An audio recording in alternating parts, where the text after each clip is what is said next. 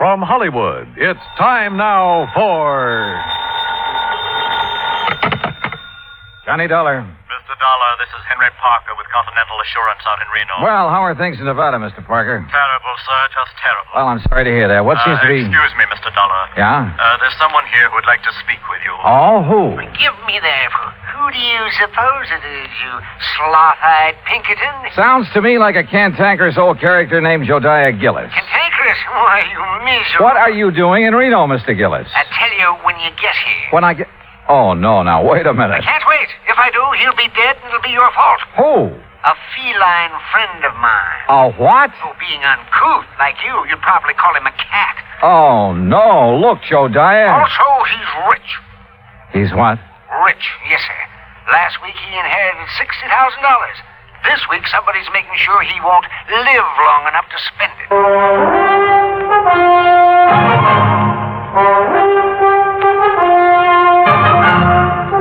Bob Bailey in the exciting adventures of the man with the action-packed expense account. America's fabulous freelance insurance investigator. Yours truly, Johnny Dollar.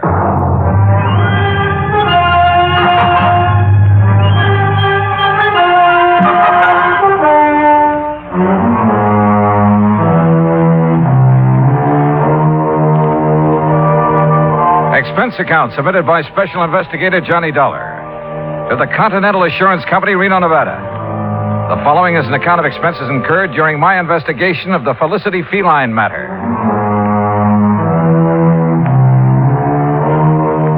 Expense account item 1, $164 air transportation, Hartford to Reno. En route, I wondered again what Josiah Gillis was doing in Nevada. At Reno, he was on the flight deck waiting for my plane, and standing beside him, wearing a dark suit and expression to match, was a tall, cadaverous-looking gentleman. As I started down the ramp, Josiah began calling me. Yeah, there he is. Dollar, yoo-hoo. Hey, Johnny. Oh, hi. Afternoon, Josiah. Well, you are a sight for sore eyes, boy. Yes, indeed, you are. Johnny, this is my friend and business associate, Henry Parker. Mr. Parker? Oh, I'm certainly glad you've arrived, sir. That's so? Yes, Mr. Gillis has been quite concerned over Felicity. The Felicity? The feline. What do you think you came out here for? Your health? Well, no. Yeah, then give Parker your checks. My checks. So what's the matter with you? The altitude affect your mind? Hand over your claim check so Parker can fetch your luggage. Sure. Here. Yeah. Go on, Parker. Go on. We haven't got all day. Whatever you say, Mr. Gillis. We'll be in the waiting room. You hurry up. Yes, sir. Now, come on, Dollar. Come on. Josiah, before I left Hartford, I tried to check up on this Continental Assurance Company. Nobody ever heard of it. A lot of things those white-bellied clerks in Hartford haven't heard of. But the fact is, Continental ain't exactly worldwide. Oh? In here. No, sir. It ain't nationwide either. Well, just how wide is it? Well, you know how far it is from Winnemucca to Black Butte? No. Good. It's just about that wide. Oh. And Parker is one of their agents, huh? Agents? Parker is the president of the Continental. The president? But you Well, you look peaked, boy. You better sit down. Phew. Josiah, I shouldn't let the man that's paying my salary run after my bag. Pish-tush. Here, take a look at this. It's my new business card. Yeah, go on, read it. Josiah Gillis, chairman of the board, Continental. What? Yes, sir. But Floyd's of England has always carried your policy. Carried, yes, past tense. I don't take guff from anybody, especially a ninny of an insurance agent telling me what I can insure and what I can't. You had a fight with him? Yep. My cousin Rachel, she's a sweet girl. She lives in the Belgian Congo. She sent me an African anteater. Now, all I wanted Floyd's to do was insure it for $15,000. And of course they wouldn't. Nope. So you canceled all your policies and bought the controlling interest in Continental. Same as anybody else would have done. Oh, sure. And naturally, you insured this anteater. Yeah, Archie. That was his name. Was his name. What happened to him? Well, it was a terrible thing, Johnny. Oh, it was just poor old Archie. He overindulged. He did what? Yeah, he overindulged. He found a house full of termites. Oh. Yes, finally died. Acute indigestion. Too bad. But of course, Continental Assurance paid off. And of course they paid off, and with a smile. Same as they paid off the $60,000 to my feline friend, Felicity. What 60,000 to Felicity? What do you think? The 60,000 Felicity inherited from Mrs. Hammermeyer. And who is Mrs. Was. All right, was Mrs. A Hammelmeyer. client of Henry Parker's. Had a life policy for 60,000. Felicity was the beneficiary. But didn't she have any children or relatives? She had one brother, a nephew, and a niece. Oh, of course, not counting Mrs. Hawkins, who was Mrs. Hammermeyer's best friend. You see, the two ladies lived together 15 years. Right now, Mrs. Hawkins has been appointed trustee to administer the 60 grand as Felicity needs. Oh, I see. Yes, you'll meet her as soon as we get settled. Jediah, what makes you think someone's trying to kill that cat? I don't think so. I know it. There have been 2 attempts in 2 weeks. You ask Mrs. Hawkins. She'll tell you. Mr. Gillis, Mr. Dollar. Well, it's about time, Parker. Well, come on, Johnny, come on. We'll take you down to the Mapes. The Mapes? The Mapes Hotel. I'm staying there. And if it's good enough for me, it's good enough for you. The Mapes Hotel stands high above Virginia Street overlooking the Truckee River. After Gillis checked me in and introduced me to the owner, Mr. Charles Mapes, I unpacked and went with Jediah out to the old Hammelmeyer place where Felicity the cat, Mrs. Hawkins, and the relatives still lived. We rang the old-fashioned doorbell and waited. In a moment, the door was opened by a pasty-faced man of about 28. Yeah? Oh, Mr. Gillis. Yes, afternoon, Oscar. Mrs. Hawkins in? Ain't she always? Who's he? He's a friend of mine who's also an insurance investigator. An insurance? Name's Johnny Dollar. Johnny, this is Oscar Emmett, the late Mrs. Hammermeyer's nephew. Hiya. I suppose you're here about that lousy cat. That's right. Come on in. I'll tell the old lady you're here. You know where the living room's at, don't you, Mr. Oh, Gillis? indeed I do. Oh, friendly sort of character. Oscar's like the rest of the Emmets. They just can't stand seeing Felicity eat steak when they got to have tuna casserole. In here, Dollar. All right. Well, what kind of work does he do? Work? Oh, Oscar, none of the Emmets worked. No, sir. Not even Mrs. Hammelmeyer's brother? Emmett spends all his time in the gambling halls. You know, gambling's legal here. He a professional? Oh, no. He's got a slot machine route. He goes around poking his finger in the payoff trays, picking up the nickels and dimes that people overlook. I see. Yeah, let's sit down here. Let's sit down. What the... Ouch! Felicity! That cat has claws. Oh, you stepped on his tail, you stupid... Tell him you're sorry, Dollar. Well, I didn't know he was there. Sorry, Felicity. The bad man didn't see you. What the hell's going on in here? Felicity, you get right down off that table. You hear me. You... Mr. Gillis, would you use your influence, please? Well, I'll certainly try, Mrs. Hawkins. Felicity. Come on now, honey. That's a good kitty. There. Now. I just put out a nice dish of scallops for him. Oh, you hear that, Felicity? Scallops. Oh, yum. Sure. So you run along now. Bye-bye. Oh, I do declare I've never seen a man who has such a way with animals. Well, And that goes for lonely widows, too, Mr. Gillis. Oh, now, Leona, stop. Jediah. Oh, yeah. Mrs. Hawkins. Leona is just fine. Yeah, well, this is the young fellow I was telling you about, Johnny Dollar. Oh, well, this is indeed a pleasure, Mr. Dollar. Jediah told me so much about you. Oh, is that so? You're much more handsome than I imagined, Mr. Dollar. Yeah, now, good gravy, Leona. Now, you just tell him what's been going on around here. You mean about Felicity? That's what I mean. Well, somebody's after him. Trying to kill him. Tell me, has an actual attempt been made on his life? Wednesday night a week ago. I let him out just before I went to bed, like always. Uh-huh. He'd been out about an hour when it started to pour. And knowing Felicity hates to get wet, I opened the front door to call him. Well, just as he was crossing the street, I heard this big car start up, and Yeah? it zoomed straight for Felicity. Whoever was driving it almost turned over, trying to hit him. You didn't get a good look at the driver, huh? I didn't get any kind of a look. It was too dark. Well, what about the car? What make was it? If I knew that, I'd have already told you that. I haven't any secrets from him.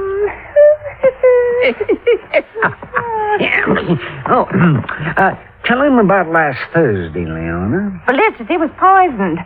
That's what the vet said. Somebody put arsenic in his lobster. Lobster? Oh, yes, he just loves it. According to the instructions Mrs. Hammelmeyer left, he's to have lobster once a week, steak 3 times, and boiled chicken every Sunday. I see. Yes, and as long as I take care of him and obey her instructions, I can live here rent-free, same as her kin, the Emmets. Uh-huh. Same as them. Mr. Gillis, just who gets Felicity's money in case he dies? The Emmett family? We aren't sure. Oh, why's that? Because Mrs. Hammermeyer left a sealed envelope to be opened only in the event of Felicity's death. Oh, the Emmets will get all that's left, Mr. Dollar, I'm sure of it. No, Leon. You mustn't look on the dark side. Well, I did rub Mildred's, Mrs. Hammelmeyer's back and bunions for a good many years. Did her marketing, so she got her medicine on time. I do hope she appreciated it. She did, Leon. You see. You dear, sweet man. Hello? Anybody home? Where is everybody? We're in the living room. Yes, I figured they'd start flocking in now it's dinner time. Dollar. Yeah. It's Joyce Emmett, the niece. She hates cats. Told me so herself. Oh. Well, evening, Mrs. Hawkins. Do I have time to take a shower before dinner? Oh, I didn't know he had company. Mr. Emmett, Joyce, you both know Mr. Gillis. Yes. Hi, Mr. Gillis. Terrible. And this is Mr. Johnny Dollar. He's investigating the trouble we've had about Felicity. After the would-be cat killer, huh, Johnny? Yeah, that's right. I'll lay 8 to 5 you never catch him. Or her. Could be a woman, you know. Oh, yes. It most certainly could. Why, Joyce, the way you say that, you act as if you want Mr. Dollar to start investigating you. Maybe I do. How about it, Johnny? Well, how do you feel about Felicity, Miss The Emmett? same as everyone else in this house. Aunt Mildred had no business leaving all her money to that creeping night crawler. Joyce. Well, he is. Mr. Dollar, just what interest do you have in Felicity? He isn't insured. Mr. Gillis sent for me, Mr. Emmett. He did? Yes, I did. Continental has a moral responsibility to see that the funds handed over to widows, children, and dumb animals are protected from swindlers, connivers, and blackguards, of which I'm sure this house has many. Why, you pompous, wrinkled old Romeo. Joyce, please, if you can't hold your tongue, leave the room. Well, what I said is the truth. Man his age getting romantic. You wait, girl. 30 years from now, you'll be mighty glad men my age can get romantic. Oh, that's telling it. Mr. Emmett. Mr. Emmett, do you share your daughter's opinion of Felicity? Why, of course I do. I'm a dog man. Besides, I can't see why she left all that money to the critter. Mrs. Hawkins has figured up what it costs to keep him like a king every week. Yes, $23. Maybe a trifle more by the time I get him out of the pretty kitty. The pretty kitty? Well, it's a beauty parlor for cats. Felicity has a standing appointment there every Friday at 1. Oh, no. $23 a week. You know how many weeks it'll take him to spend that $60,000, not counting the interest that'll add up while he's doing it? No, not exactly. No, I don't. 2,600 weeks. 50 years. And believe me, the odds of any cat living to be 50 years old, well... I'll lay you 10 to 1 he doesn't live another 6 months. Joyce. Oh, speak of the devil. Well, hello there, Felicity. Oh, did you know we were talking about you? Did you finish up all your dinner, Felicity? He sometimes doesn't eat all his scallops. Last week I gave them to Oscar. Oh, it's disgusting. Well, look at him. He thinks he owns us. What do you mean, thinks? A few minutes later, Josiah drove me back to the Mapes. Whether it was the Emmets or Mrs. Hawkins who wanted Felicity out of the way, I didn't know.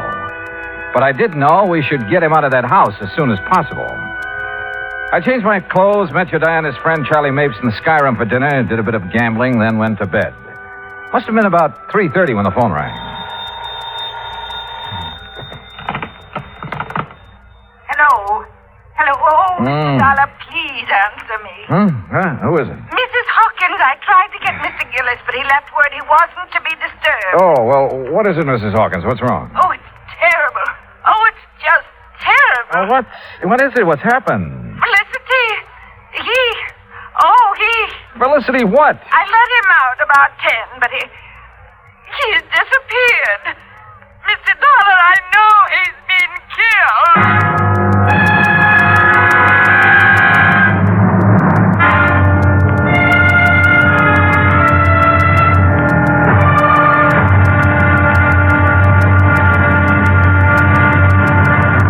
Act 2 of yours truly, Johnny Dollar, in a moment.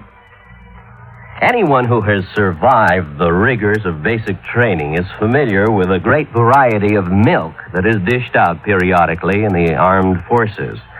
Now, there's frozen milk, concentrated milk, frozen concentrate, and good old powdered milk. But sometimes supplying wholesome, fresh, real milk has been a problem when servicemen have been stationed in out-of-the-way places. The United States Air Force came across that problem some time ago in the island of Terceira in the Azores, those Portuguese islands that dot an eastern portion of the Atlantic Ocean. The air base there was considered powdered milk country for a long time. Although cattle have played an important role in the economy of the island of Terceira, the herd was badly inbred and milk production was very low. Modern milk processing was not a part of the picture. And with the help of Portuguese veterinarians, the men in the United States Air Force unit worked out a free breeding service by using a small herd of milk cows acquired in England, and the cattle there at Terceira improved. Then, a complete pasteurizing, homogenizing, sterilizing, bottling, refrigeration plant was flown in from the United States. As soon as this activity got underway, milk production began to climb steadily, and thirsty Air Force men and civilians were soon buying and drinking the new fresh milk. When economy of the island began to rise rapidly, the people were happy and grateful. You might say that a little milk of human kindness increased understanding on an island of freedom, the right of all men everywhere. And now, Act Two of yours truly, Johnny Dollar, and the Felicity Feline Matter.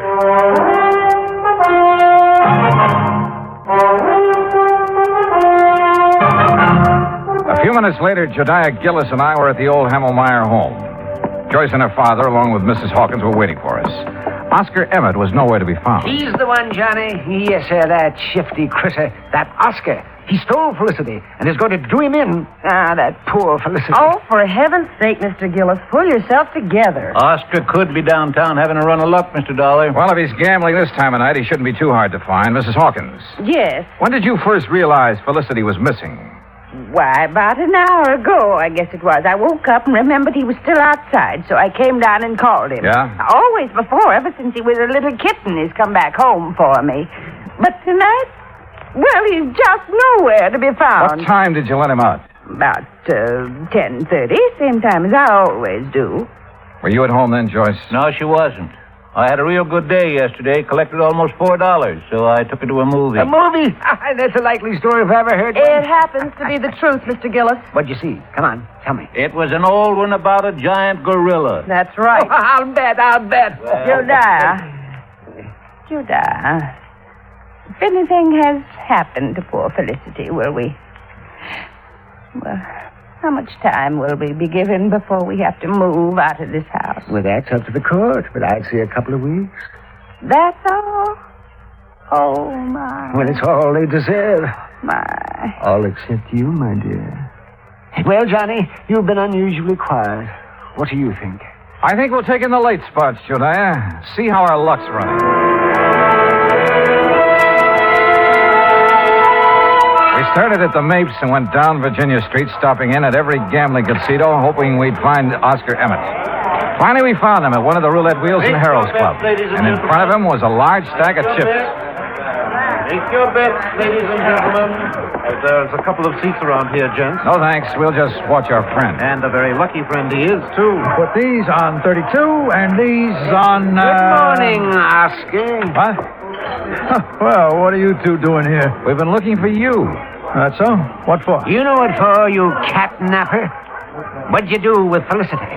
That cat. You know any other Felicity? You no good loafer? All bets are down. No, wait a minute. I wanted these chips on 13 black. Hurry, all bets are down. What? Now see what you two made me do. If that 13 hits, Well, what do you want to see me about? We told you. Felicity. You know where he is? How would I know? Where have you been since 10:30 this evening? All around town. How long have you been here? Long enough. Look out now. 13, odd, and black. Why, you see what you two clowns cost me? Taking my mind off what I'm doing. Now get out of my way. I'm cashing in. You're not doing nothing to answer our questions, Mr. Oscar Emmett. You hear me? Oh, yeah. Oh, Hey, just a minute, Oscar. Hold back. Shadiah, are you all right? Yes, I guess a fine bodyguard you'd make. Oh, Mr. Gillis, I'm sorry. I didn't really mean to hit you. Well, you sure did. Yes, sir.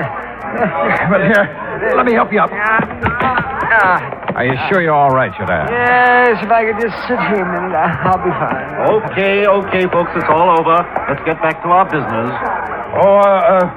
Want to come over here a second, Dollar? If you say so.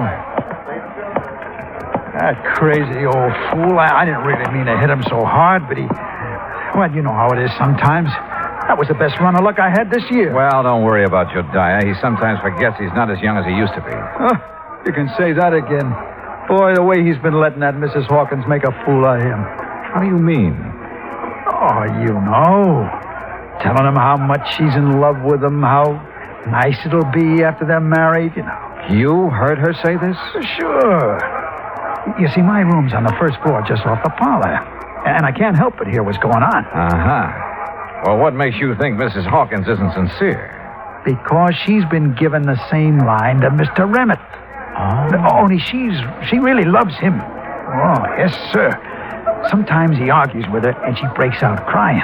Now, that's something no woman like her could fake. Yeah. Maybe you're right. I didn't tell Jodiah what I'd learned from Oscar. At least not then. The wind had already been taken out of his sails. So I took him back to the Mapes. I made sure he was going to be all right. Then I returned to the old Hamelmeyer house. Joyce, Mr. Emmett, and Mrs. Hawkins were out in the yard hunting for Felicity. Hi, Johnny. Well, how is so? We've got some coffee inside if you're interested. Coffee? Sure. But have you found any sign of Felicity? Not yet. Poor Miss Hawkins, she's about to go out of her mind. Uh-huh. Did you find Oscar last night? Yeah. He's been having a session downtown at a roulette table. That's what I thought. Johnny? What will happen if we don't find Felicity? I mean, if he's just run away, we won't be able to prove he's dead. And the money... Well, what will happen? Do you know? Well, I imagine there'll be a waiting period, and then the court will declare Felicity dead, and the money will go wherever Mrs. Hamelmeyer has willed it. Mm-hmm. Oh, I sure wish I knew what's in the envelope Mr. Gillis has locked in his office. Mrs. Hawkins! Joyce! Mr. Dollar! What is it, Dad? In here, quick! Johnny, he's found something in the garage. Come on. The garage was about 25 yards from where we'd been standing. We made it nothing flat.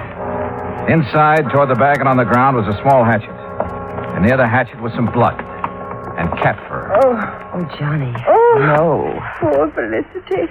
Oh, the poor thing. Well, it looks like he met his end here, and then whoever did it carted him away, Dollar? Looks that way. Johnny, take me out of here. Yeah, sure, Joyce.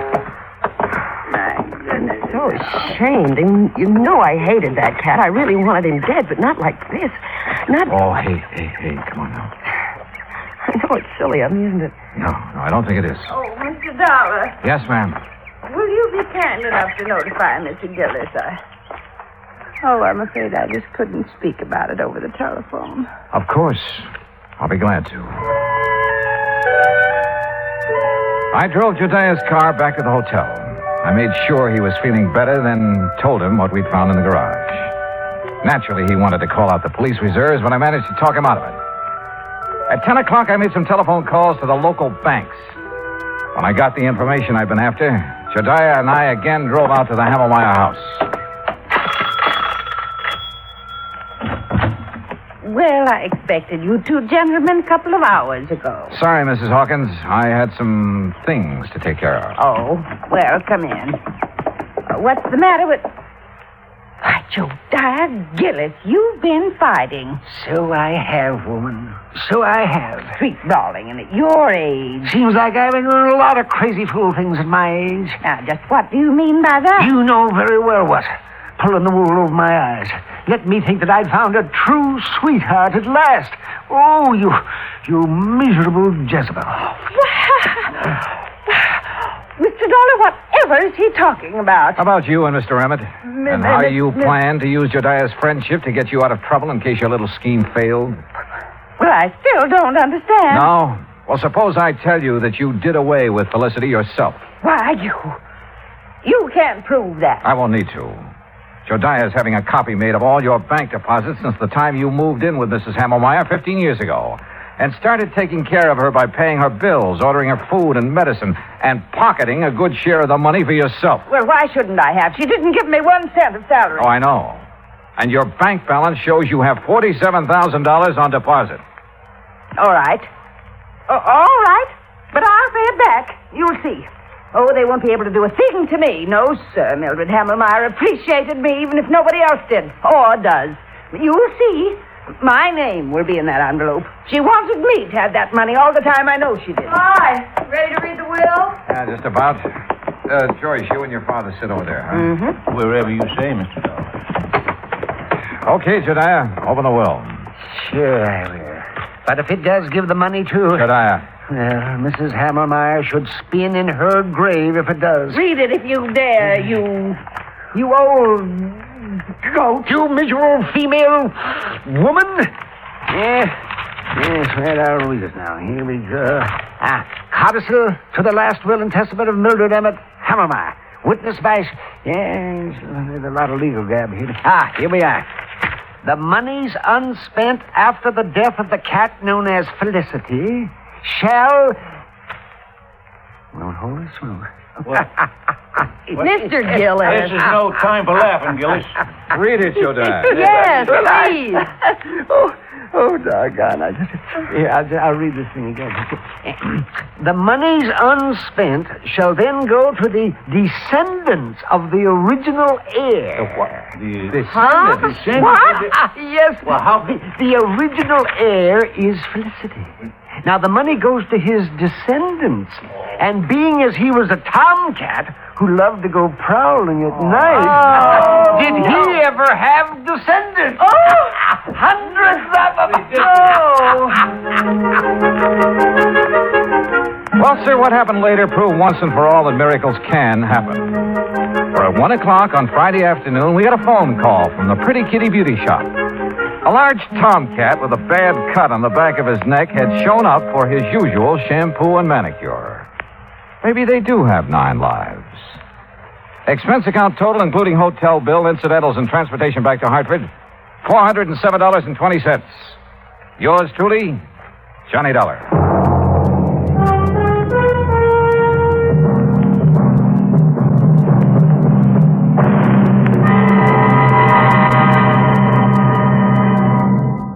Now, here is our star to tell you about next week's story. Next week, an actor who talked nothing but Shakespeare and who talked himself into his grave. Join us, won't you? Yours truly, Johnny Dollar.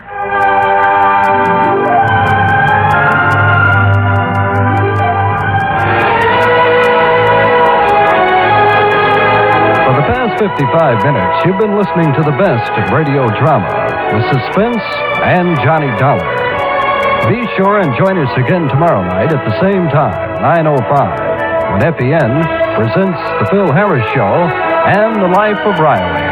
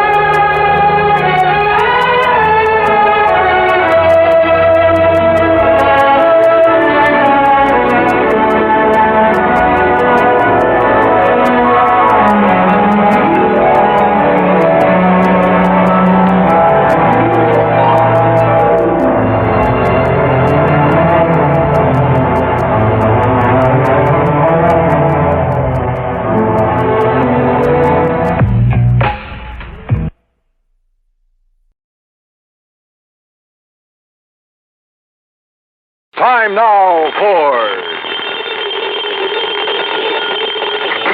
Johnny Dollar. George Reed, Johnny, at Floyd's of England. How are you, George? Do you by any chance remember Durango Laramie Dalhart? From that place out in Oklahoma with the crazy name of Bum Spung? That's right.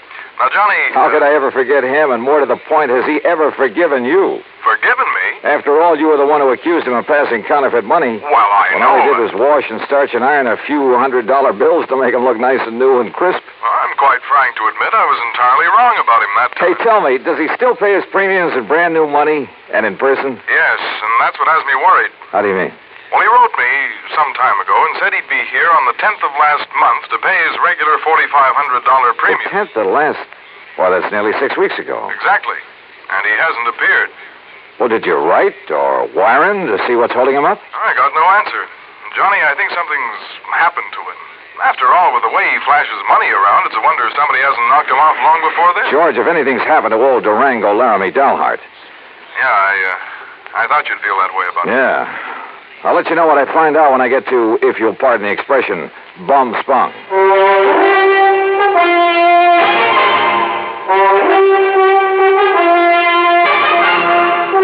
Bob Bailey, in the exciting adventures of the man with the action-packed expense account, America's fabulous freelance insurance investigator. Yours truly, Johnny Dollar.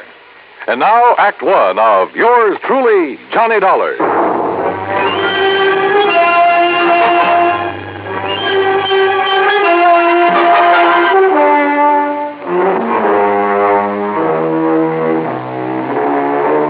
Expense account submitted by Special Investigator Johnny Dollar to Floyd's of England, American Office, Hartford, Connecticut.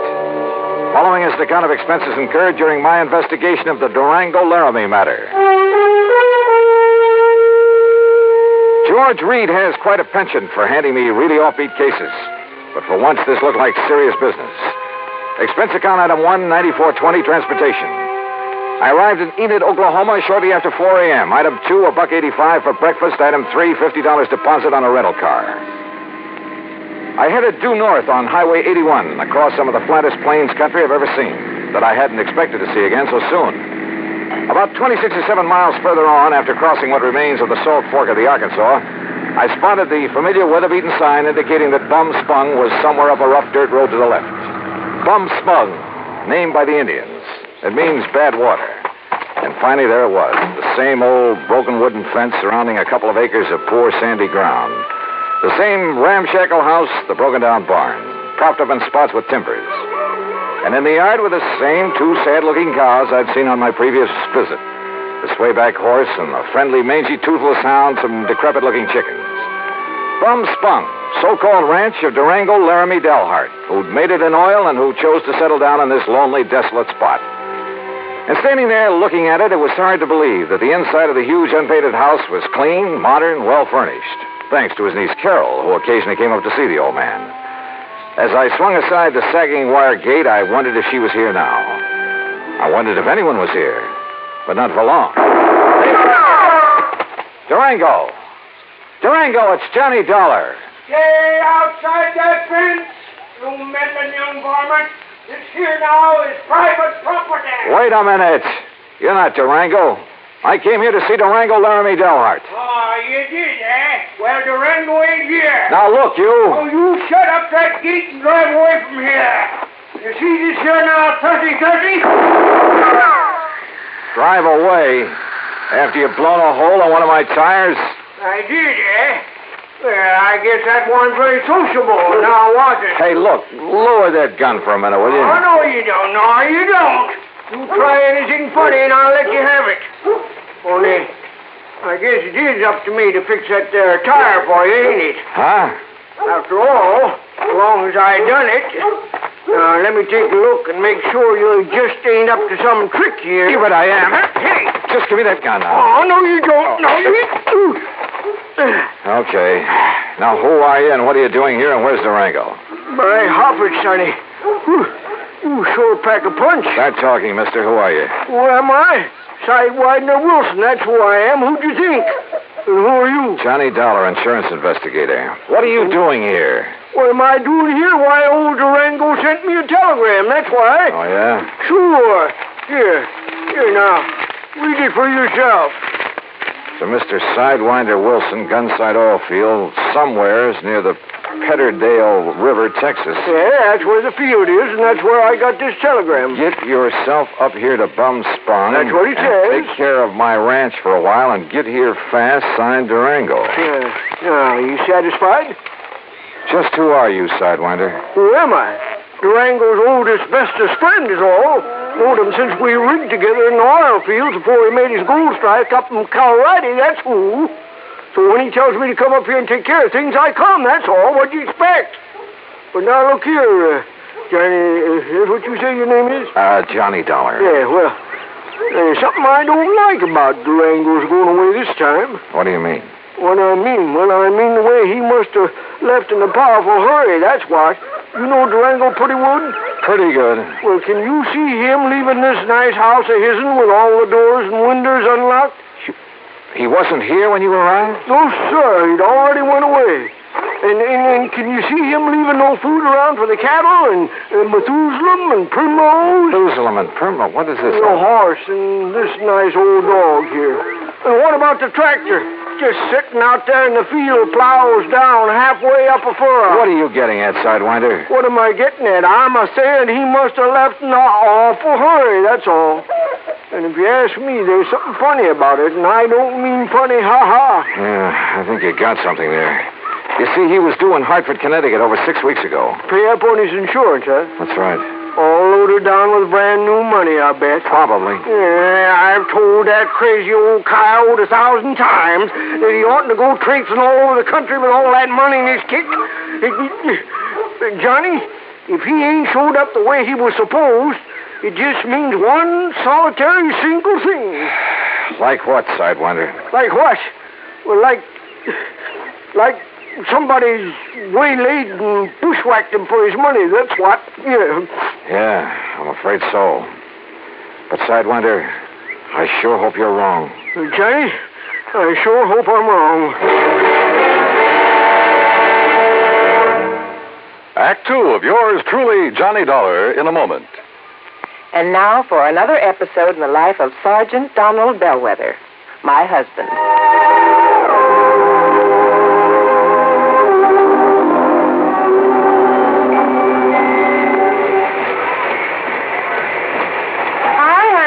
Fix the windshield wipers? I sure did, Reba. How's that?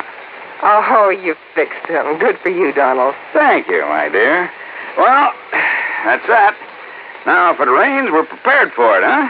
I feel better now. Oh, me too. A driver has to see the danger if he expects to avoid it. That's right. And also keep the back and side windows clear in rain and snowy weather. That's right. Oh, how about the horn? The horn? The horn doesn't work, Sergeant. Aren't you going to fix it? No, I don't think so. Frankly, Reba, I hate horns. Whenever there's a traffic jam, the first thing some guys do is blow their horn. Which does absolutely no good. Of course not. All it does is jar everyone's nerves. No, I don't think I'll fix the horn. Oh, but now wait a minute, Don. Look, supposing we're driving along and suddenly we see a youngster on his bicycle headed right out into the street. Sounding that horn will warn him and possibly avoid a tragic accident. Yes, that's true, but... Or supposing we're driving on the highway, and just as we're about to pass a car, that car decides to pull out into our lane and pass the car ahead of him. He obviously doesn't see us, and he won't hear us shout. But one little beep on that horn, and he'll automatically scoot back and avoid a collision. Reba, you've convinced me. Even though it can be a nuisance, the automobile horn is a necessity. Then you'll repair it? Immediately. Oh, that's my Donald. That's my doll.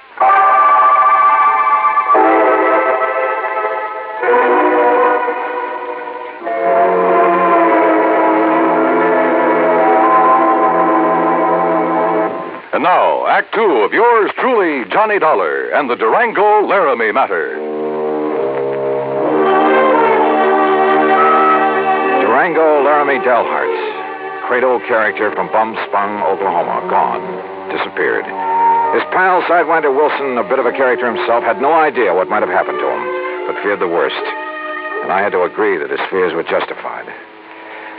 But tell me this, Sidewinder, have you heard anything from Durango's niece, Carol? You mean that pretty little gal fixed up this place for him so nice, kind of looks after him? That's the one. Well, say, don't she live down to Enid? Enid, yes, runs a gas station. That's right, sign of the Flying Red Horse. Come on, help me fix this tire. We'll drive back to Enid. Well, I'll help you fix the tire, but I'm staying right here. Oh, why? Why? Because Durango's trusting me to take care of the place. And if he does turn up, God willing, I'll be here to have him get in touch with you. Okay, now let's get this tire fixed. No, wait. Look. Huh? See that fancy convertible coming up the road? I not only saw the convertible, but more important, who was in it, who pulled up alongside the fence and stepped out. She was 23 or 4, a tall, slim brunette wearing a neatly tailored skirt, a tight-fitting silk blouse. Neat, trim. She looked like she'd just stepped out of Charles of the Ritz. Well, how the dog-breasted Johnny! Carol, how are you? You couldn't resist my fatal charms. I couldn't stay away. Just with that. Oh, now, wait a minute. What's the matter with you? You don't like that? Oh, no, come here, gal. Now, Johnny, Yeah? Carol? Oh, Johnny. Gee, I've missed you. Oh, you shut up, Sidewinder. Johnny. By gum and by gory, if Durango could see this. Durango. Oh, yeah. Carol, listen to me. You gonna propose, Johnny? Where's Durango? Have you heard anything from him since he left here 6 weeks ago? He went to Hartford. But he hasn't arrived there. Oh, now don't you start worrying none about old Uncle Durango or anything. You sure, Johnny? I'm sure. That crazy old goot setting out across the country with over $50,000 in money in his pants. He ought to know better than to... Oh, Johnny, do you think something's happened to him? You ask me, I think somebody's killed him for that money. Oh, no. You haven't heard from him since he left? Only a postcard from Chicago where he stayed overnight at some fancy hotel. And, Johnny, that wasn't like him. What do you mean? Oh, it was before he went straight to Hartford. That real estate man was from Chicago, Carol. What real estate man? Oh, he used to come out here looking for people with oil money. Tried to get Durango to invest in real estate, Florida, New England. Well, what did his postcard say? Nothing, really. Just that he was staying overnight. And before he come back, he was going to look at Ong's hat. Who is Ong? Oh, he was always writing silly stuff like that. I don't know. Ong. Oh, Johnny, what do we do? Where's the nearest phone? Back in Enid. Then come on, that's where we're going.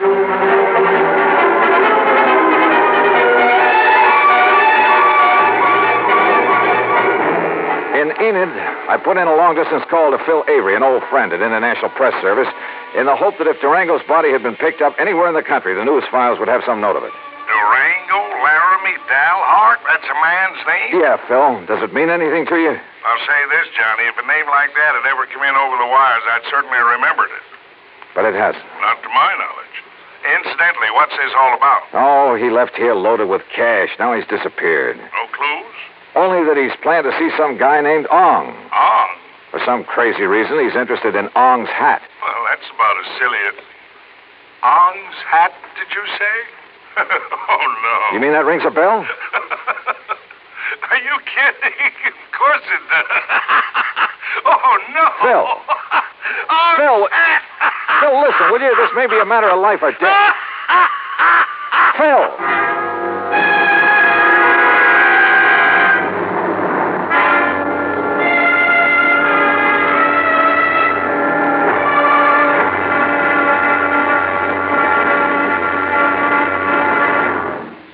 Act 3 of yours truly, Johnny Dollar, in a moment. And now for another episode in the life of Sergeant Donald Bellwether, my husband.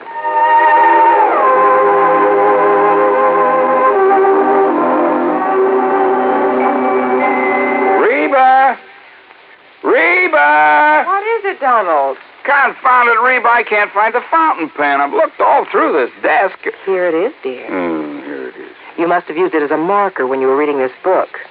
Let's see, this great literary classic, Six Gun Showdown at Powder River Gulch. All right, never mind about my reading habits. Just look at the coverage we're going to get with this new auto accident policy. Let's see. We have collision. $50 deductible.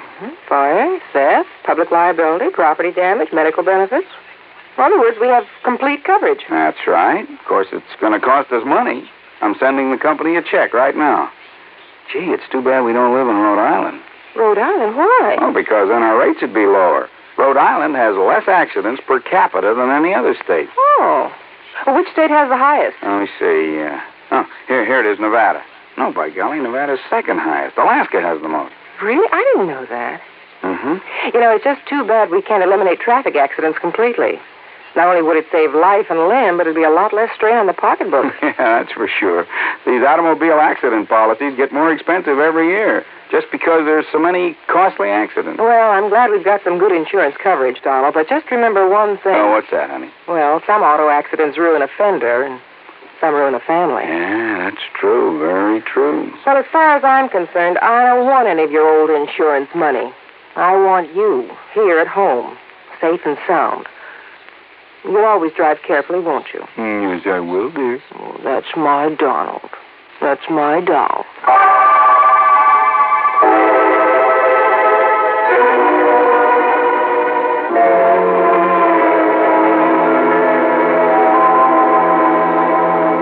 And now, Act 3 of yours truly, Johnny Dollar, and the Durango Laramie Matter.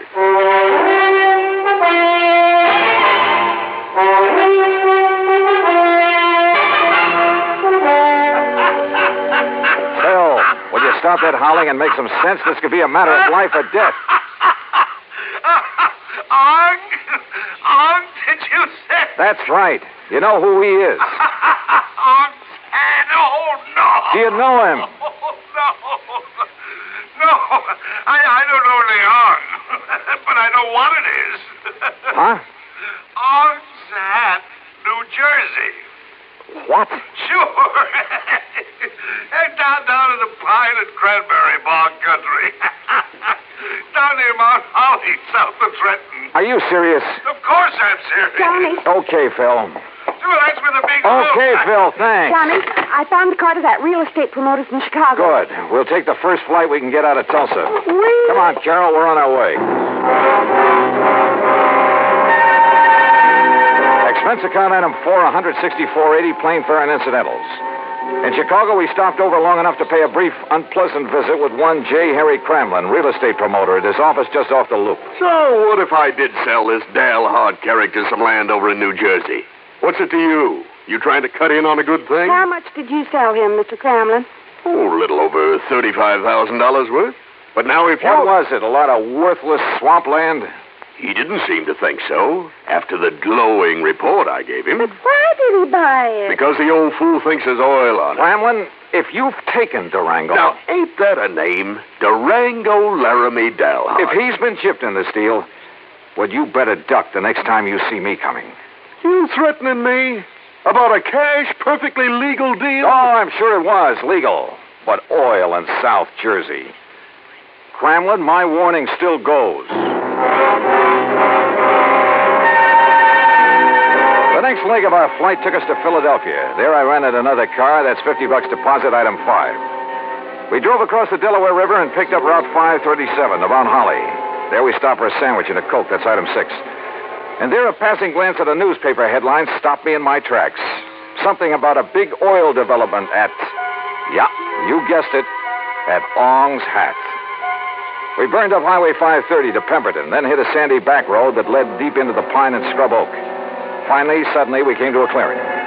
And there, well, there must have been 100 cars, expensive ones, some of them chauffeured limousines, and people milling about, haranguing each other, shouting each other down. And right in the middle of the crowd, a tall, angular man in blue jeans and a 10-gallon hat. Durango. Johnny, there he is. Durango! And then I saw something else on the edge of the clearing. 2 brand-new towering oil derricks. Come on, Johnny, let's get him away from that mob. Not only was he cheated by that shyster real estate operator into thinking he was buying oil land, but he's thrown more money away building those derricks. Oh, Johnny. Oh, that mob is probably trying to sell him enough rigging and pumps and equipment to fleece him royally. 10 to 1, somebody in that crowd's offered him the Brooklyn Bridge to boot. But then we gotta stop him. If only I'd run the shooting Hey, on him. Durango's seen us.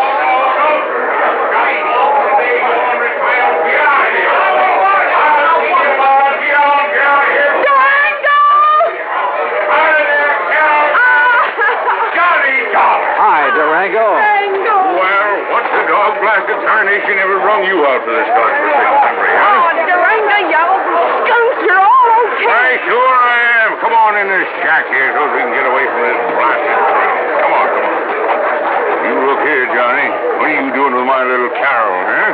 I'll tell you, Durango. You sneak out to Enid behind my back and hitch up with her? All right, get on in there now where we can have some peace.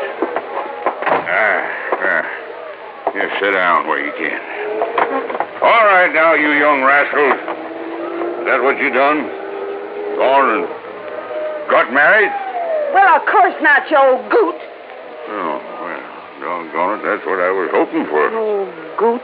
Well, don't you give me that, gal. I know how you was talking ever since Johnny come out to Bumspung last year. Durango, you What'd shut you up. say? I'm afraid this trip is on business, Durango. Business? With a pretty gal like Carol here?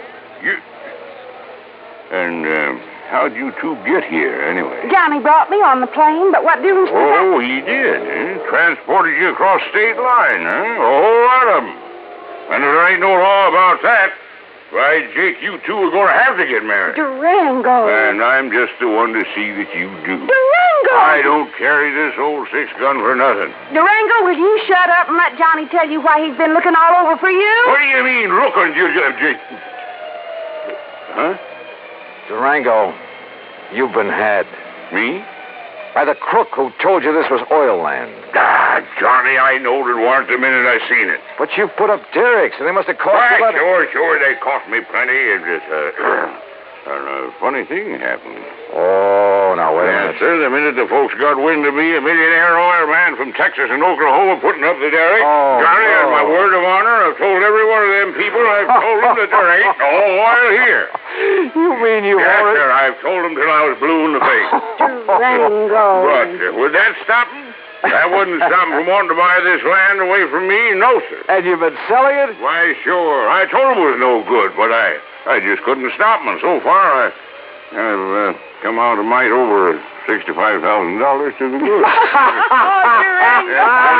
Wait a minute, I say. Yeah? Johnny Dollar, are you here to buy a piece of my land or to marry my little Carol here? Oh, no. Durango. Believe you me, it better be both. Now, how about it?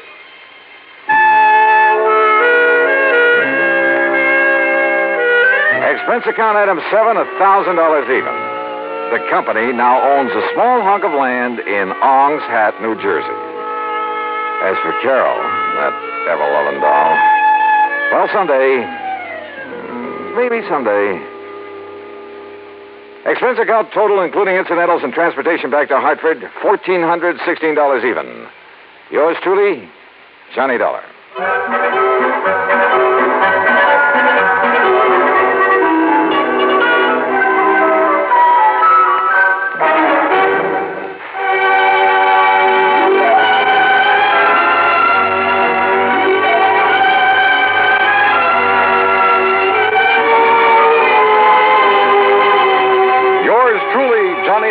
Starring Bob Bailey, originates in Hollywood and is produced and directed by Jack Johnstone, who also wrote today's story. Heard in our cast were Virginia Gregg, G. Stanley Jones, Junius Matthews, Alan Reed, Frank Nelson, and John McIntyre. Be sure to join us next week, same time and station, for another exciting story of yours truly, Johnny Dollar. This is Dan Cubberly speaking.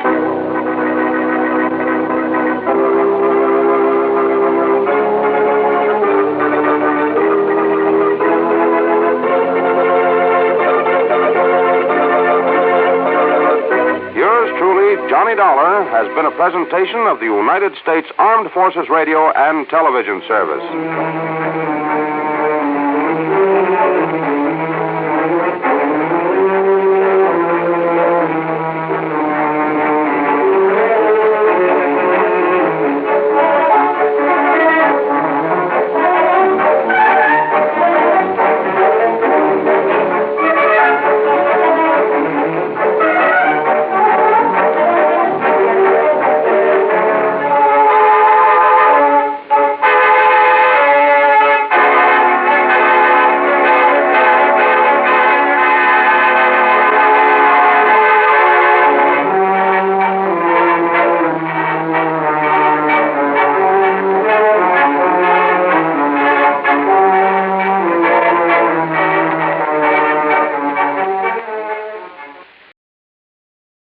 From Hollywood, it's time now for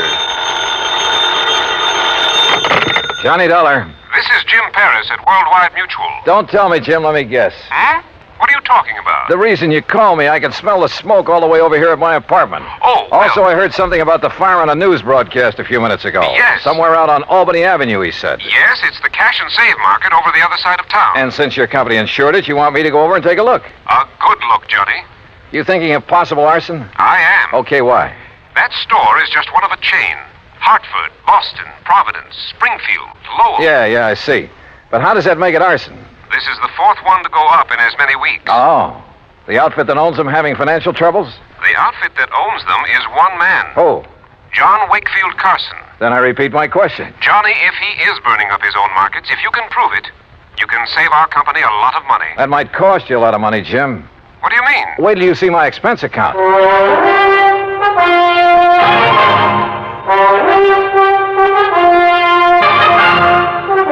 Bob Bailey in the exciting adventures of the man with the action-packed expense account. America's fabulous freelance insurance investigator. Yours truly, Johnny Dollar.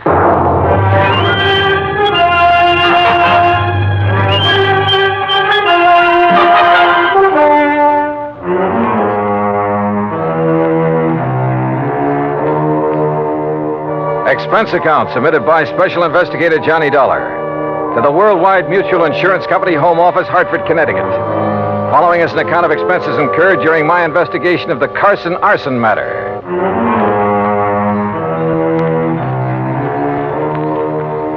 Expense account item 1, $1.25 for a taxi from my apartment to the offices of Worldwide, where I hoped Jim Paris could give me a little more to go on. He did. Very little. First loss 4.5 weeks ago was the market up in Thompsonville. How much? Loss in Thompsonville, $41,204. That was the smallest one in the chain. Uh-huh. The following week, the one over in Fall River burned to the ground. And the claim on that? Some $58,000. Nothing odd about that much dough. And the loss in Lowell was a bit over $64,000. How much the claim will be on this one here in Hartford remains to be seen. How much coverage does he have on it? Around $100,000, I believe. Yes, $106,000. Well, then that's probably what he's going to claim. Look, you can still see the smoke out there. Yes, and the telephone report I just got says it looks like a total loss. Will you go over and take a look at it? John Wakefield Carson. That's right. His office is up in Boston. That's where his newest, biggest market is. Oh, how much insurance on that one? Nearly $500,000. It's one of the largest, most modern supermarkets. And I'd better get over and see him in a hurry. Hmm? You want me to get there before that one goes up, don't you?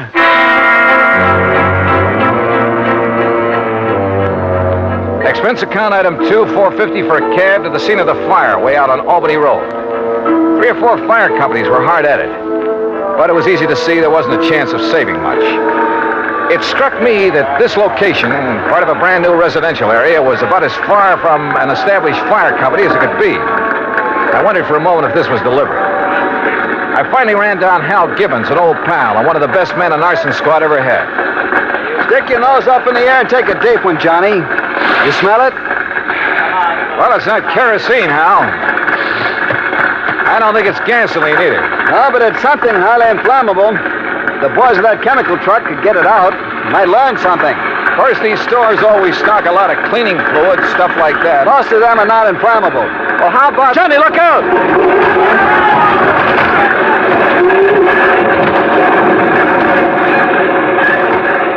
Golly. Hey, maybe we better move back a ways. Yeah. Must have got a pretty big start on the fireman, Hal. Sure, because it's so far out.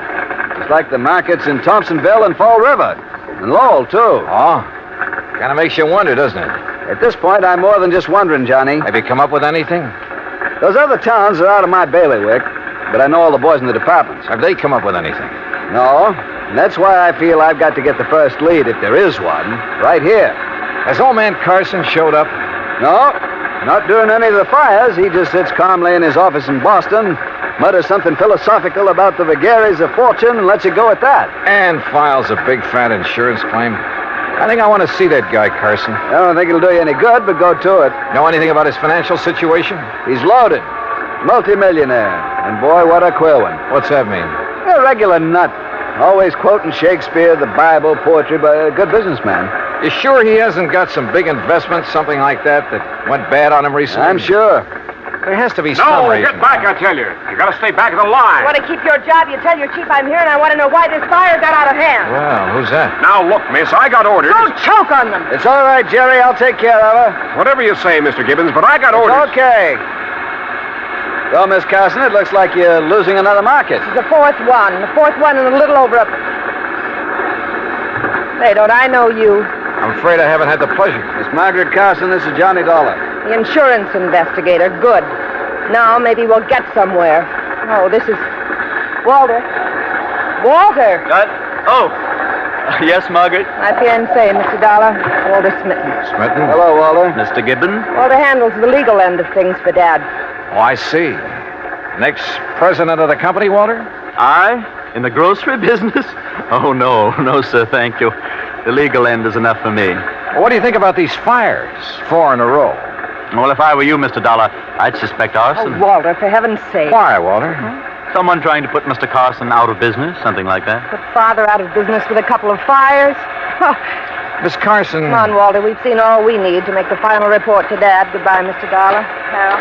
Yeah. See ya. Like a motive, Johnny? That Walter character?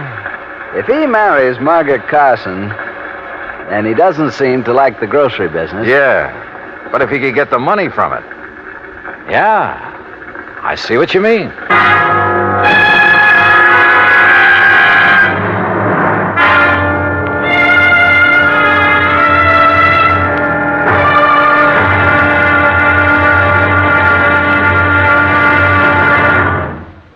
Act 2 of yours truly, Johnny Dollar, in a moment. Our flag now numbers 50 stars, and behind each star there stands yet another flag representing one of the 50 states.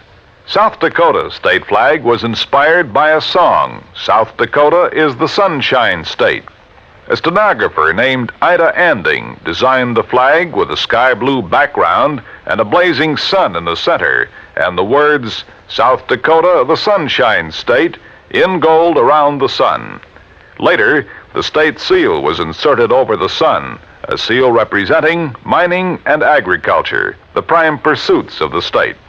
The state's banner also carries the motto, Under God, the People Rule. South Dakota's state flag, the flag of the 40th state to enter the Union, was adopted on March 8, 1909. And now, Act 2 of yours truly, Johnny Dollar, and the Carson Arson Matter.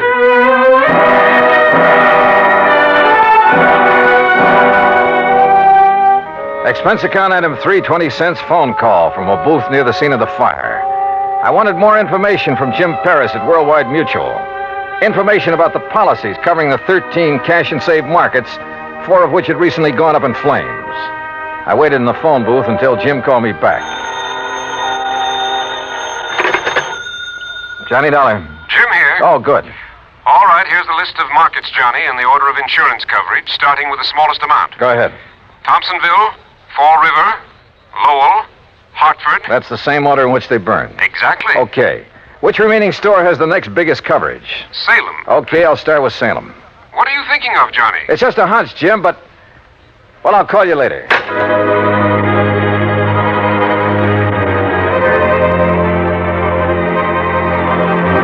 Item 4, $5.25 for a cab back to my apartment. Item 5, $21 even. Mileage of my own car, Hartford to Salem, Mass.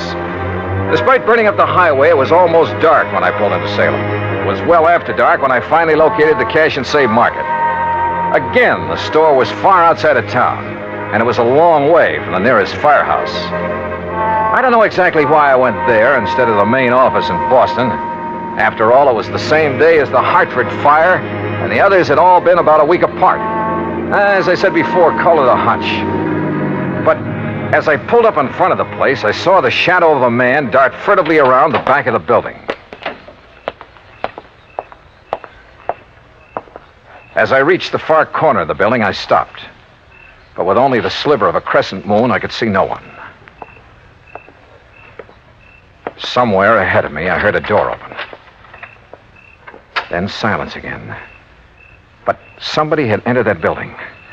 Slowly Cautiously, I felt my way along the wall. And then I came to it. An open door. Storeroom. But inside it was pitch black. I drew my gun and carefully, quietly felt around for a light switch. After stumbling gently against a big packing case, I found it. I hunched down behind the case and flicked it on. All right, where are you? I heard you. I saw you come in here. Now, look, I got a gun, so don't try anything funny. You hear me? Where are you? Right over your head! Oh! I must have been out a long time. I came to lying on a cot in the back room of Salem Police Headquarters. A couple of gallon jars. Can you hear me? Yeah, I can hear you. Yeah. Well, it was a couple of big gallon jars of kosher pickles that he dropped on top of your head. He, officer? Well, like to split your head open. So he brought you in here to headquarters and had the doc look you over. Up. Easy now. Oh, yes. Doc says no permanent harm done. He gave you a shot to make you sleep and rest. Now, how about this cup of hot coffee? Yeah, sure. And about a dozen aspirins. My head feels like... There you are. Thanks. But you said he. Well, according to him, you left yourself wide open when you sneaked in there after him. And then to turn on the lights. Son, you've got a lot to learn. Okay, so I pulled a boo-boo. But do you know who it was that slugged me? Of course, son. He brought you here. Who? Owner of the market. What?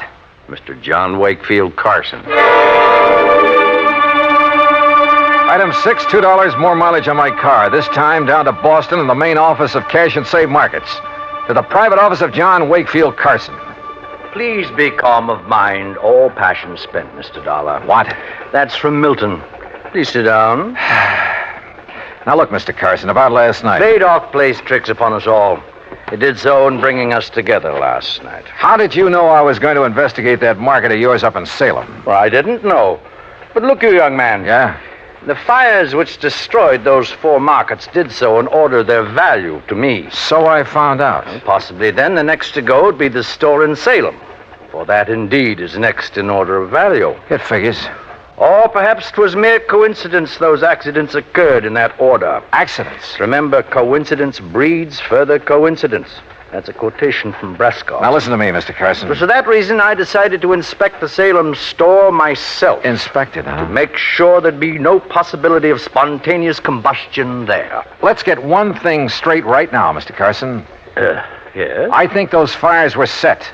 And if you'll come down to earth... Possible, I suppose. It was Shakespeare who said, fire answers fire. Through their paly flames, each sees the other's umbered face. Listen to me, will you? Of course. I think you set those fires, or had them set. By Mr. I think you were going to burn down the store in Salem until I came along. When I saw you there, I thought that was your intent. Oh, sure. All right, tell me this. What do you plan to do with the insurance money, if you get it? Rebuild? Bigger and better stores where the old ones stood? Why, no. Or did you find out you hadn't made them big and modern enough for those real estate developments where they were located and decided the cheapest way for you to do? No.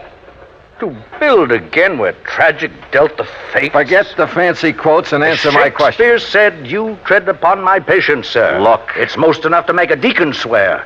That's by James Russell. Mr. Carson. What disposition of the funds I choose to make is mine alone to settle. And from my heart. Carson? Enough. I've had enough of this. Now be on your way. No, wait a minute. Be gone, Dollar. And irk me now no more. No, you wait. From your heart, you said. Now I have said enough. Henceforth, my lips are sealed. Okay. But you know something? I think you've told me who might have set those fires. And if you'll answer me just one more question. No? Okay, we'll see.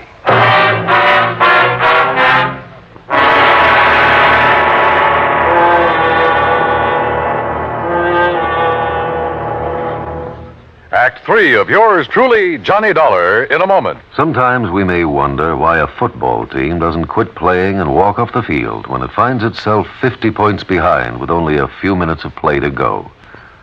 What is that indomitable spirit that fills men with hope and keeps them going in spite of terrific odds? Keeps them going just to play the game according to the rules, just to get the job done as well as they know how.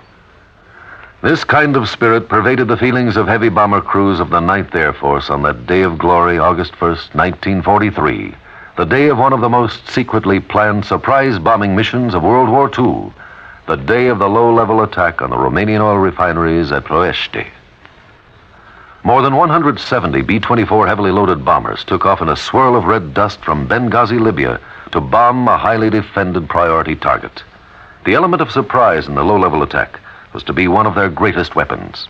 But things went wrong from the start. 3 planes exploded during takeoff operations. 11 more aborted due to engine trouble. Of those that reached the target area, less than 1/3 returned to home base. The leaders of the mission encountered navigation difficulties and difficulty in identifying the specific targets. And due to the loss of that elemental hope, surprise, they also encountered devastating enemy firepower from flak and fighters. The mission was partially successful, but a horrifying experience. 5 medals of honor were awarded to the heroes of the Ploiești raid for valorous action above and beyond the call of duty. At any time, the men would have been justified in turning back. But they had a code of conduct that made them want to see the unequal game through to the end. It was a job that had to be done, a charge of the Light Brigade in the air as they flew down the Valley of Death to glory. And now, Act 3 of yours truly, Johnny Dollar and the Carson Arson Matter.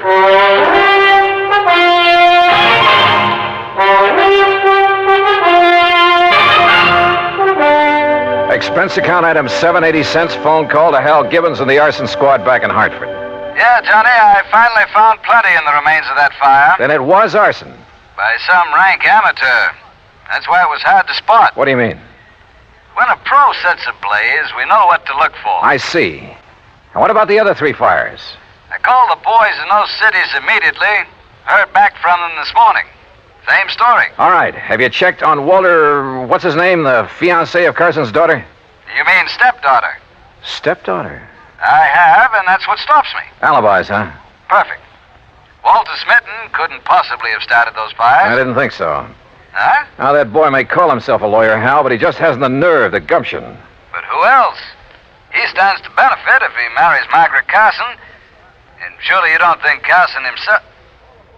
Johnny? Call the Boston police, will you? Have them meet me at Carson's office. What for? Maybe to make an arrest. Do that for me, will you?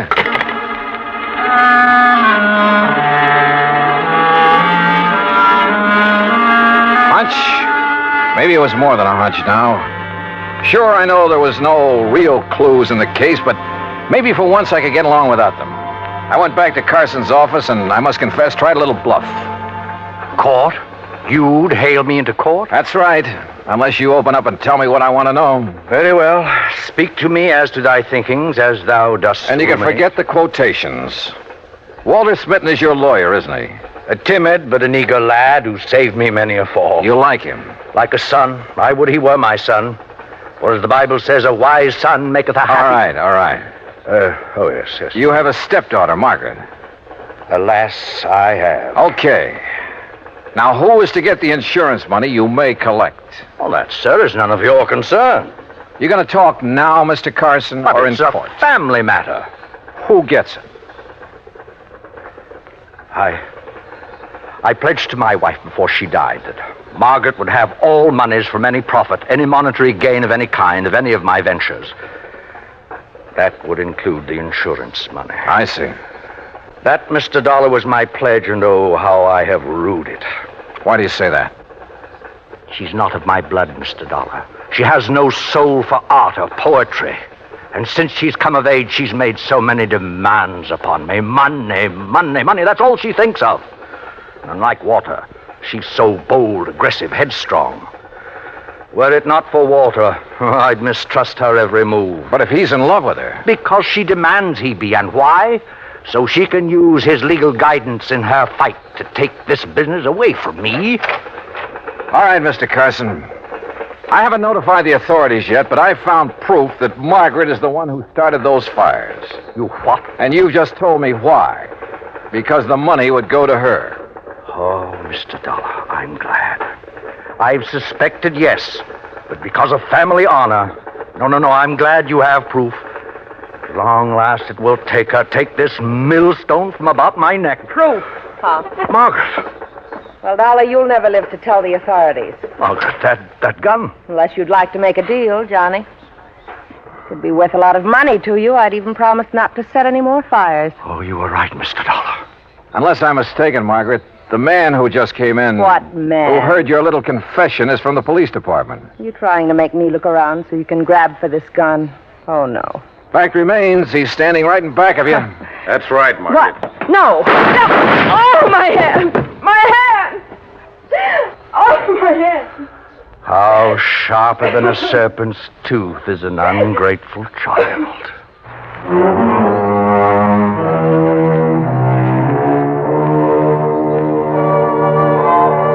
Yeah, the company will have to pay on those 4 markets. And the courts will have to take care of Margaret. I'm sure they will. And next time, well, give me something clean to work on, will you? I hate this kind of stuff. Expense account total, including the trip home, $56.90. Yours truly, Johnny Dollar.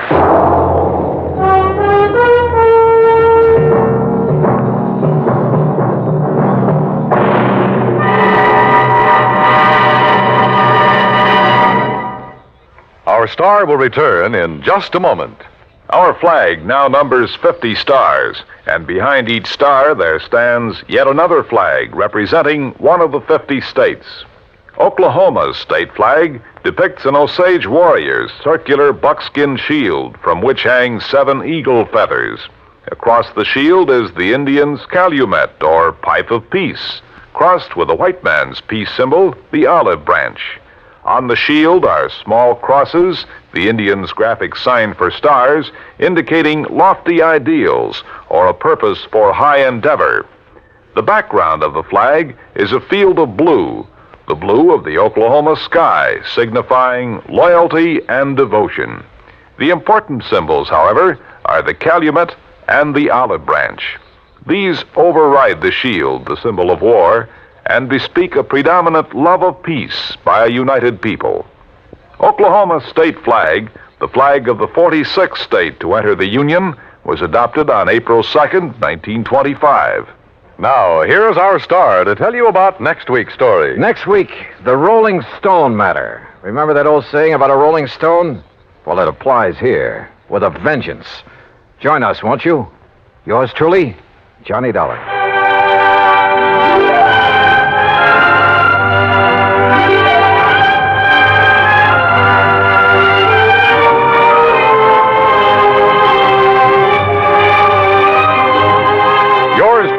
Johnny Dollar, starring Bob Bailey, originates in Hollywood and is produced and directed by Jack Johnstone, who also wrote today's story.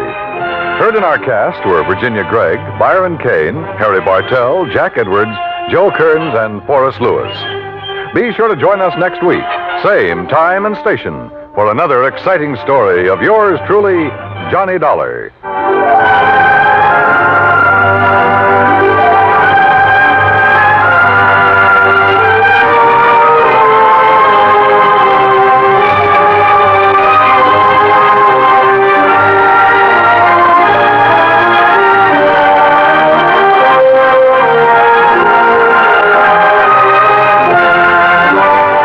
This is the United States Armed Forces Radio and Television Service.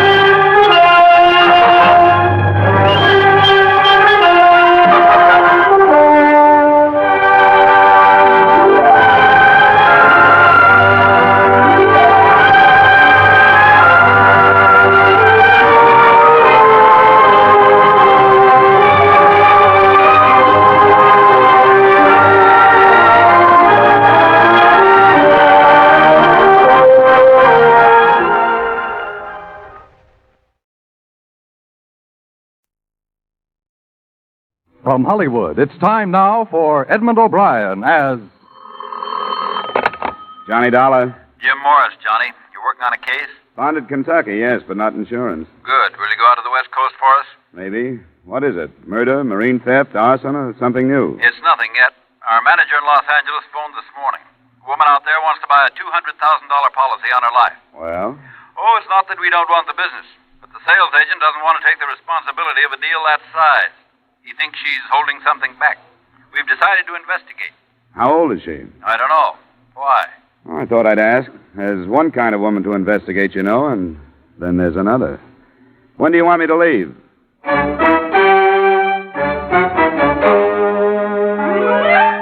Edmund O'Brien in another adventure of the man with the action-packed expense account. America's fabulous freelance insurance investigator. Yours truly, Johnny Dollar.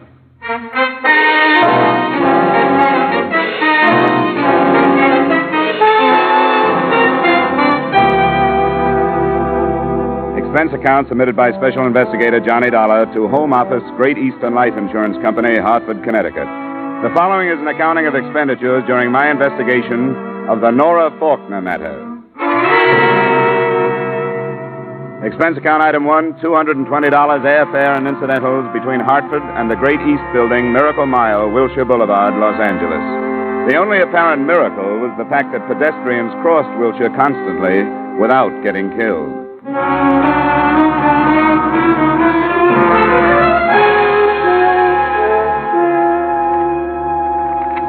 Snyder, we'll see you now, Mr. Dollar. Thanks.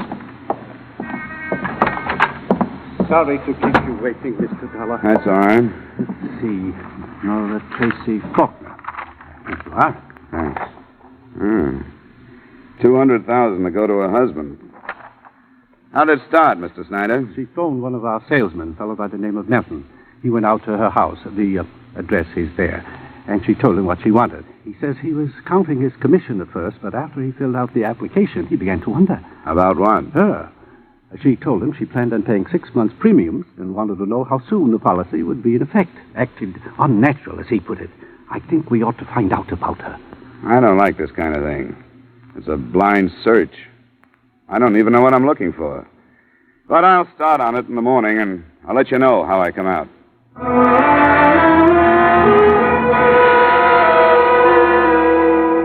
Expense account item 2, $3 cab fare. The usual way to start an investigation of this type is with the subject's neighbors. From the male faction, I learned that Nora Faulkner was beautiful and obviously above reproach. The female faction reversed that decision and reported that she lived with her husband and his mother, but hadn't been seen for the past few days. Realizing that mothers-in-law are fair sources of information, I put her next on my list. Mrs. Faulkner, the elder, sported short, iron gray hair, and her face told the story of an endless battle to hang on to youth. Come into the drawing room, Mr. Dollar. I think we can be comfortable there. Thank you. I'll close the doors. You could see by the way that maid was eyeing you that she's an incurable pariah. I didn't notice. She's impossible. Well, what did you find out? Who is she seeing in Las Vegas? I beg your pardon? Nora, what did you learn? I'm her mother-in-law. Oh, yes, I know that, but maybe you have me confused with someone else. You want the detective? The maid announced you as an investigator. I'm an insurance investigator, Mrs. Faulkner. Well, then, you're not from that agency. Oh, well, this is embarrassing, to say the least. I hope you won't mention it to anyone. Well, it's none of my business. It's really nothing. It's a little game I play with Nora. Then I tease her about her little trips. Please sit down, Mr. Dollar. Of course. I feel so foolish, but my daughter-in-law was mentioned when you came in, wasn't she? Yes, I did want to talk to you about her. To be quite honest, the company that hired me is a little uneasy about that $200,000 life insurance policy she applied for. Nora applied? Yes. You didn't know about it? No, I didn't. Of course, she never tells me anything. Why would she do a thing like that? She's a clever woman. There must be a reason. Who's the beneficiary, Mr. Dollar? Your son, Andrew. I see. Then I would say it's one of her unexplainable maneuvers. An attempt to regain Andrew's trust and affection. That's an odd thing to say. Nora's a strange woman. I know her better than anyone else does. Yes, better by far than my son, her husband. I understand how she rushed him into marriage while he was in a highly emotional state after he'd been inducted into the army. He was just 19. That was in 1942. I know the gay life she led while he was living in foxholes overseas and while he was convalescing here after the war. Mrs. Faulkner, I realize that all these things seem very important to you, but... Mother, Oh, I'm sorry. I didn't know you had company. Come along, Andrew. You were told that I had company, and you know it. This is Mr. Dollar, Andrew, from an insurance company. How do you do, Mr. Faulkner? Andrew, why do you keep things from me? What do you mean? Mr. Dollar is from an insurance company. Surely you know what I mean. No, I don't. Nora's new insurance policy. Why don't you explain what you're talking about, Mother? Nora applied for a $200,000 life insurance policy. You are to be the beneficiary. Didn't she tell you? She hasn't said anything about it yet. Of course she hasn't. There are a number of things she hasn't told you. I warned you before. Mother? Now, don't be angry with me, Andrew. Then please leave. As you wish, Andrew. You know that everything I do is or say is for you. Then leave. All right, all right. Please control your temper.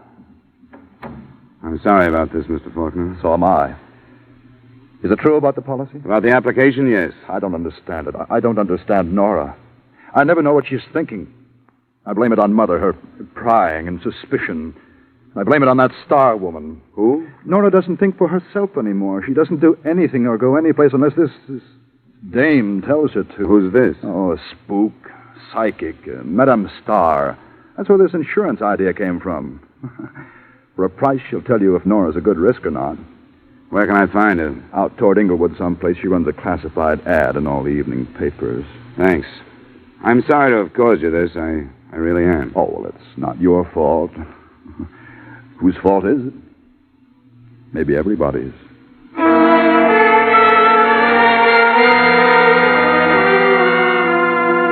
It was obvious after meeting Andrew Faulkner and his mother that the application for the policy wasn't the only unusual element in the matter. But on instruction from the company's Los Angeles manager, I continued my investigation. Expense account item 3, $450, transportation to the address of Madame Star, a one-story frame house with heavily draped windows and a sign outside that advertised advice.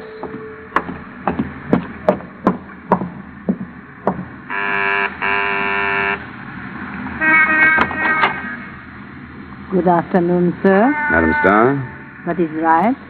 May I come in? All are welcome here. This can't be classed as one of your regular consultations, but I'll pay you for your time. That is generous of you. What advice do you wish? I'd like to know why Nora Faulkner was so anxious to buy a big policy on her life.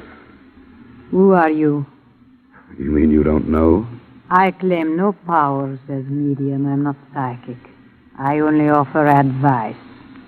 Some of those who listen are helped.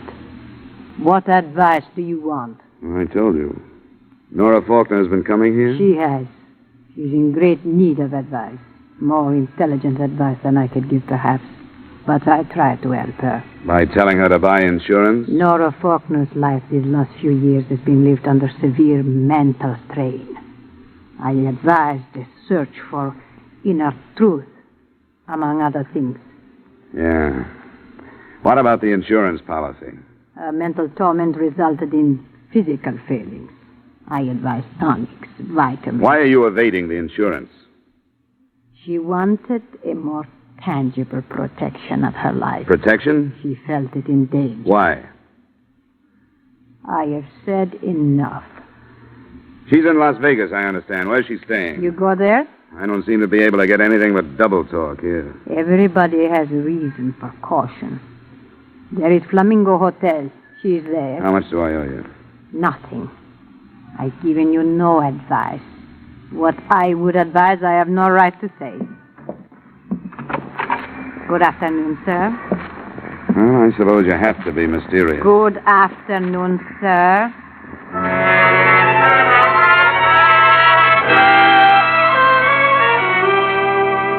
Expense account item 4, $450, return trip to my hotel. Item 5, $370, cab fare to an airport in Burbank. And item 6, $19.90, round trip to Las Vegas by way of Western Airlines excursion coach.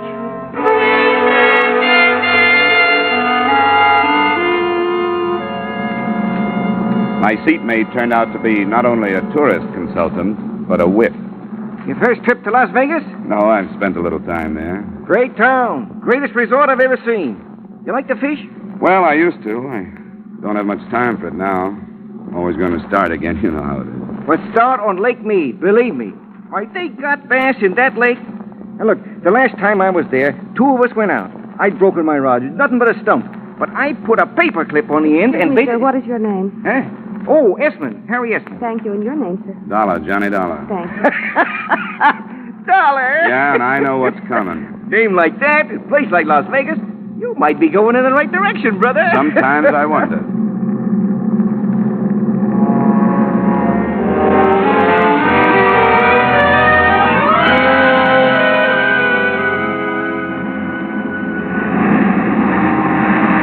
Except for Mr. Harry Esmond, it was a smooth trip. We eased onto the big desert strip, boarded waiting limousines, and 10 minutes later I walked into the lobby of the Flamingo Hotel. Mr. Gostein, please. Long distance. Yes, sir? My name is Dollar. I have a reservation. Long Oh, just a distance. moment, please. Yes, sir. You signed the register. Right. You have a Mrs. Andrew Faulkner staying here, or Nora Faulkner? Nora Faulkner. Sheriff Wood. What's the trouble, son? Mr. Dollar just registered. He asked for Nora Faulkner. Oh, he did, huh? Well, I'll tell you, Mr. Dollar. You may want to talk to her, but she don't want to talk to you or anybody else. She can't. What's the matter? She must have had her dinner outside the main dining room. She's in the hospital. She's been poisoned.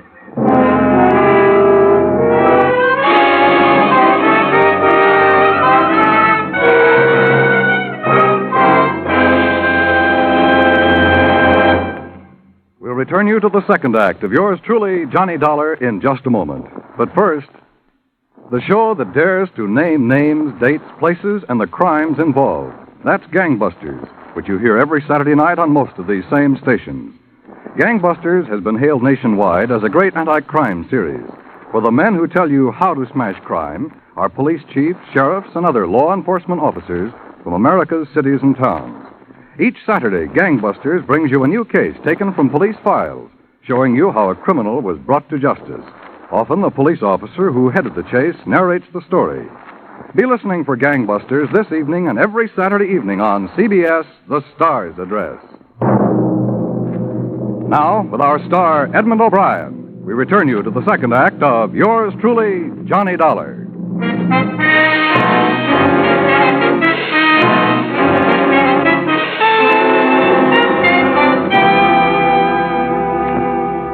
After a look at my card and an explanation of my mission, Deputy Sheriff Wood told me the rest of what he knew about Mrs. Nora Faulkner's poisoning, which to date wasn't much.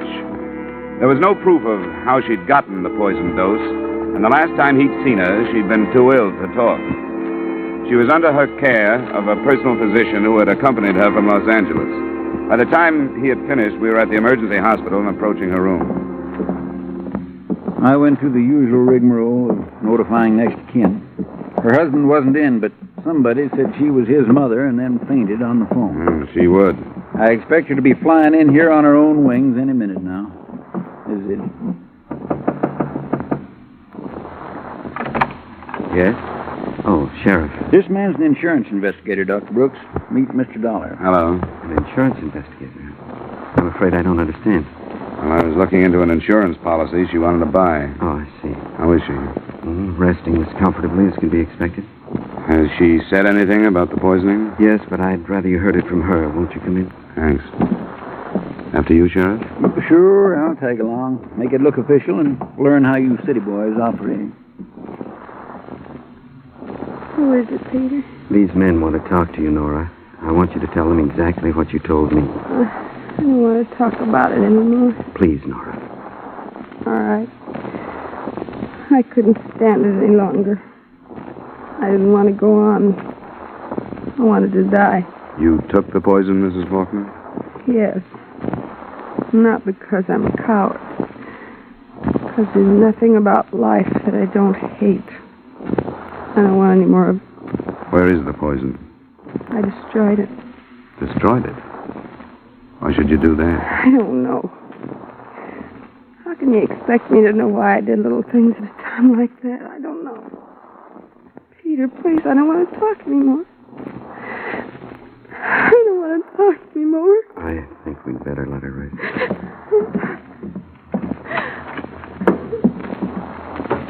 I'm not sure her story rings true.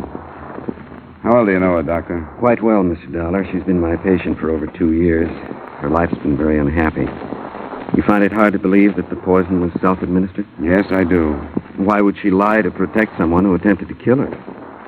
I don't know, but suicides don't do things like destroy poison. Or take it when the no room service is on the way up to their room with a meal. That's a downright waste of everybody's time. The waiter did find her, didn't he? I hadn't thought of it. Good Lord. What? The vitamin tonic she was taking. The dose included one before her evening meal. Tablet form, or is it liquid? It's a liquid Hadacol. And the poison could have gotten to her that way. Where is it? Back at the hotel in her room. Do you want it? I think it should be analyzed. I can get it up to the lab in Carson City tonight by plane. All right. I'll show it to you.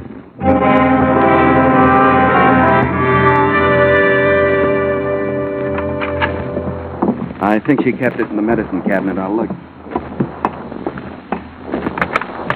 Yes, here. Oh, the devil. What happened? Clumsy fool. Sorry, I dropped the bottle. The wash basin's a bad place to drop evidence, Doctor. Sheriff, can we save enough of this stuff? It's going down the drain. Don't need much. I can scoop some up with my knife. I'll find something to put it in. An aspirin box would do. Here, I'll hold it. Watch that broken glass. I'm sorry, gentlemen. If the Hadacol does contain the poison, I imagine my position won't be bettered. But it was an accident. Neither the sheriff nor I reacted to that. We retrieved enough of the liquid for tests and went back to the lobby. 2 men were waiting for us near the desk. How's it stacking up, Woody? Well, got a real civilized mystery on our hands, Nev.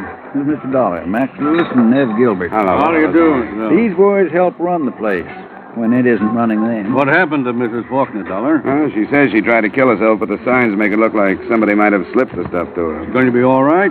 Seems to be. We'll send her flowers in the morning, Max. Remind me. Yeah. I'll go get this tinned evidence on a plane, Dollar. See you in the morning. Fine, Sheriff. If the boys here will take care of you.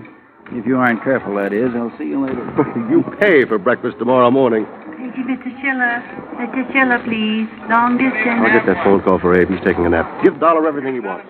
That's it, Dollar. The place is yours. You want to start with a drink? That's the best suggestion today. Come on, there's a bar in the mural room. Ah, it's a good crowd. It's only 10. They won't really pile in until later. Sit down. I just soon stand. Thanks, I will. I'm beat. How are you, Mr. Lewis? Fine, Jim. Make mine double, will you? Not much soda. The usual for you, Mr. Lewis? Yeah, and don't be good to me. I've got a long night. I got you. Ah, this is a beautiful spot. Who's quartet? Chewy Ray. He's at the piano. I hope you can come back for pleasure sometime. Yeah, so do I. Say, what do you know about this Nora Faulkner? Nothing. I've noticed her. I've seen her in the casino. She seems to be the type you would notice. Did she gamble much?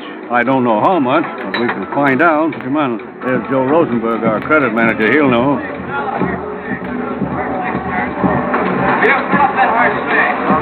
Hi, Max. This is Mr. Dollar, Joe. He's here looking into this Nora Faulkner business. He wants to know how much she gambled. Oh, sure. I looked at the card right after I heard what happened. She signed to get a $500 check cash, so that's all she got. What do you mean, sign for it, Joe? That's our deal here. You put down what you think you're going to need, and that's all you can get. We don't want our customers getting hurt. Take you, for example. Keep them in cold, sober, and cash a check for $200. Then, a few hours later, with a flock under your belt and the $200 gone, you come back to me and say you got to have another $200 because you're going to break the joint. But you don't get it because we want you to wake up just hungover, not bankrupt. And all she had was $500. Right. She's been here 3 days. She didn't look like she'd get into trouble over an amount like that. I guess not. But she was in trouble. That's the safest bet in the place.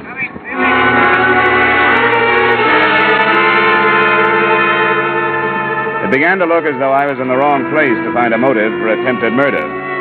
I talked to a dealer who remembered her, a bartender, and a couple of waitresses who linked her with Dr. Brooks, but none of their statements led to anything. And then, a little past midnight, Andrew Faulkner and his mother arrived. I met them just inside the main entrance. Mr. Dollar, I didn't expect to find you here. The insurance company wanted me to follow it through. What has happened, Mr. Dollar? Your wife will recover. Oh, but they told me on the She phone. was discovered in time, and they got her to a hospital. Oh, I'm so relieved. We haven't been friendly, but when they called, I can't tell you how shocked I was. You've seen her? Yes, I've seen her, but you won't be able to until morning. What did she say? How does she explain this? She said she hated life and didn't want any more of it. I see. I suppose she mentioned me. Well, she didn't mention anybody. Not even her doctor? He was with her. Yes, I should imagine he would be. Well, I am relieved. Scandal and difficult decisions to come notwithstanding. What is your room number, Andrew, dear? 302. And I'm in 117. In case you need us for anything, Mr. Dollar. I don't think I will, Mrs. Faulkner. I'll probably see you in the morning, and I hope you have a good rest.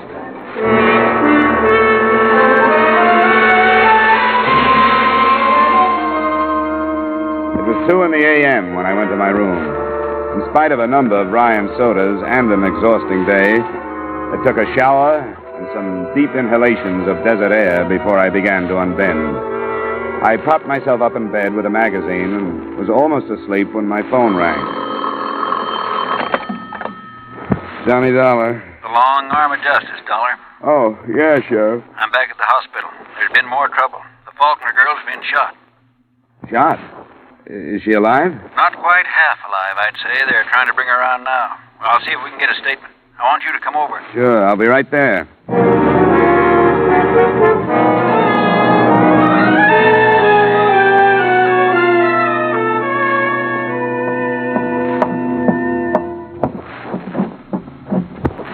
She's gone, Dollar. Is that all? She was conscious for a minute or so. She named her husband. How did it happen? It wouldn't have if it wasn't for that personal physician of hers. He'd been in the hospital room tonight. The light was on. He went out to get some coffee, he says, and the husband came in. Where's Dr. Brooks now? In her room. Might as well hear what he has to say. Faulkner went through the window there, getting out. Bad night, Doctor. Yes, a bad night. Sheriff would tell you. I want for him to hear it from you. He wants the insurance angle. All I want's to kill him. Well, he'd threatened to kill her and said nobody'd suspect him because he loved her. And she wanted insurance to set up a motive. She hoped to frighten him, to make him think that people would suspect that he killed her for that. Why didn't you tell us these things? I didn't know. She told me the truth after I'd come back from the hotel. I told her you were sending the hedicle to the laboratory. She said she didn't want to press, that it wasn't his fault, that his mother had driven him to it, that she wanted to give him another chance. And he had that chance. How did he arrange it? I saw him in the morning in Los Angeles. He'd have to be here. She said he was for a short time, in the afternoon. Then he flew back. A detective had found out that I was here with her. And that was Mother's work, too. He evidently arranged the poison when she refused to go home with him. He was deranged, a war casualty. Nora was terrified of him, but still she defended him. She's dead because she had a blind hope that the poison attempt would do something to him, that he'd get better and understand what his mother was... I'm sorry, gentlemen. Yeah, you should be, Doc. If you'd phoned us when you got her story, she wouldn't be dead. But I didn't know. I've had enough, Sheriff. I didn't know he'd come back. I'm going back to the hotel. I've got the airport covered. I'll call out some more men. We'll pick him up. Why don't you meet me in my office in 20 minutes?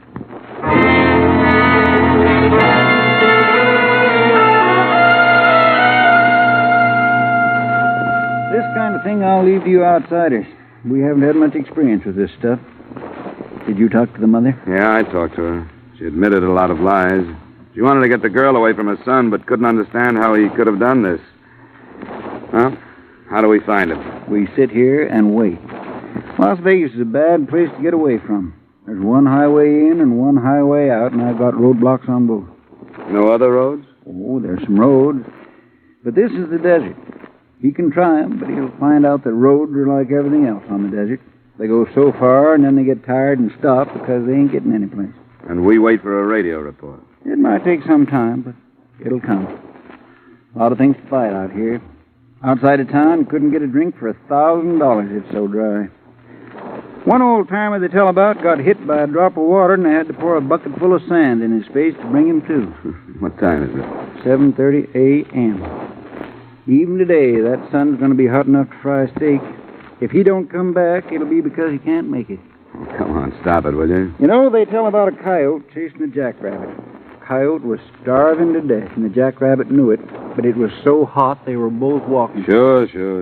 By noon, this killer of yours will be willing to crawl into the electric chair to cool off. I didn't believe him until just afternoon. Then the report was not by way of radio. We got a phone call from a railroad section house southwest of town. A stranger fitting our description had been seen.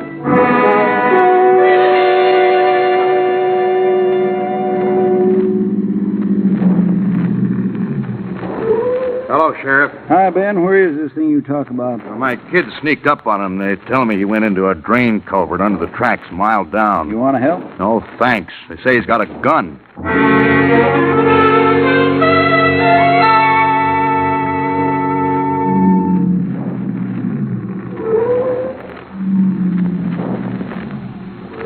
Nope, that's it.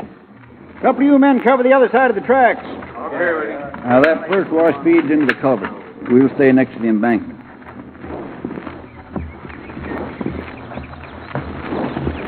This is close enough for now. You give him a yell. He may remember you. I'm trying. Faulkner, this is Dollar. Come on out, Faulkner. He's off his nut, Sheriff. I don't think he's coming out. Yeah, well, you keep yelling. I'm going to move over there, or I can get a sight into that pipe. Maybe that'll change his mind. Faulkner, come on out. There are men on each side of the tracks. There's no place for you to go. Sheriff? I'm all right. Come on out of there, Faulkner. I don't want to blow you out, but if you don't put down your gun and come out on your own, I'll have to. All right. Okay, boys, stand clear on the other side of the tracks.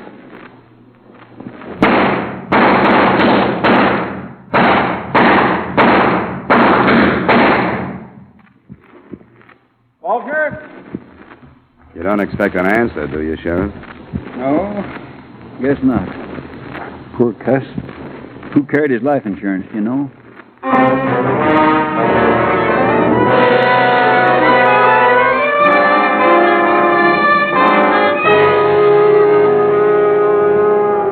Expense account item 5, miscellaneous, $200. Item 6, same as item 1, transportation back to Hartford. Expense account total, $1,120.40. Remarks? Mrs. Faulkner collapsed when she received the news. She hadn't recovered by the time I left, and I was glad I didn't have to face her again. Her son was guilty in fact, and I'd seen him killed because of it. That was bad enough. But not as bad, I thought, as watching her start life again, alone and knowing that the guilt was really hers. Yours truly, Johnny Dollar.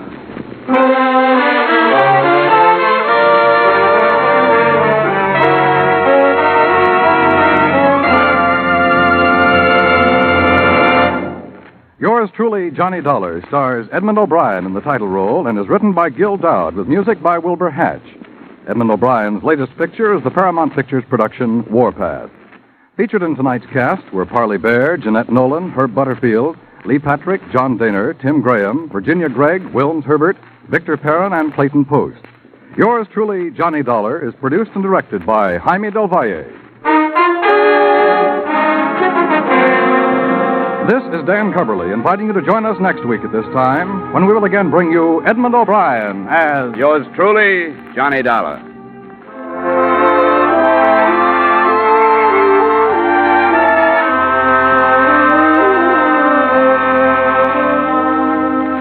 Are you ready to sing it again tonight? You'll find a whole hour full of the day's popular music sung by Alan Dale, Bob Howard, Judy Lynn, and the Riddlers. The Phantom Voice is a puzzler, but some CBS listener will win $5,000 in cash. Now stay tuned for Von Monroe's Caravan, which follows immediately on most of these same CBS stations.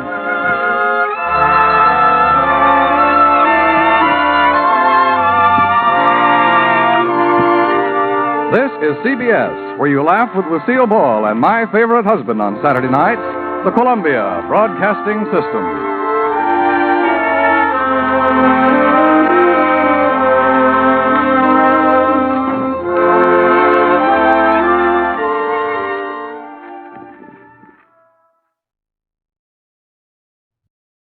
Wrigley's Spearmint Chewing Gum, the refreshing, delicious treat that gives you chewing enjoyment, presents for your listening enjoyment Edmund O'Brien as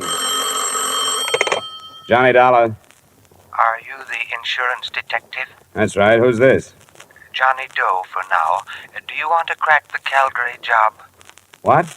Calgary Products down in Camden. 300,000 payroll robbery on the first of the month. This isn't my kind of a gag. Try it on somebody else, Wait a minute.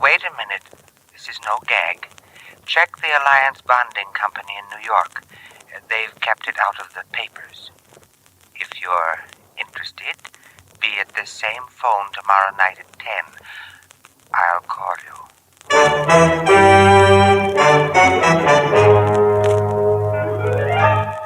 The makers of Wrigley's Spearmint Chewing Gum bring you Edmund O'Brien in another adventure of the man with the action-packed expense account. America's fabulous freelance insurance investigator. Yours truly, Johnny Dollar.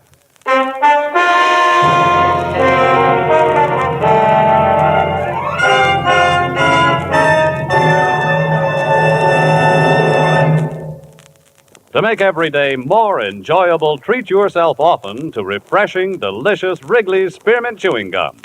Here's a taste treat you can enjoy indoors, outdoors, at work, or at play. The cool, long-lasting mint flavor refreshes you. The smooth, steady chewing helps keep you fresh and alert. Adds enjoyment to whatever you're doing. Wrigley's Spearmint Chewing Gum. Healthful, refreshing, delicious.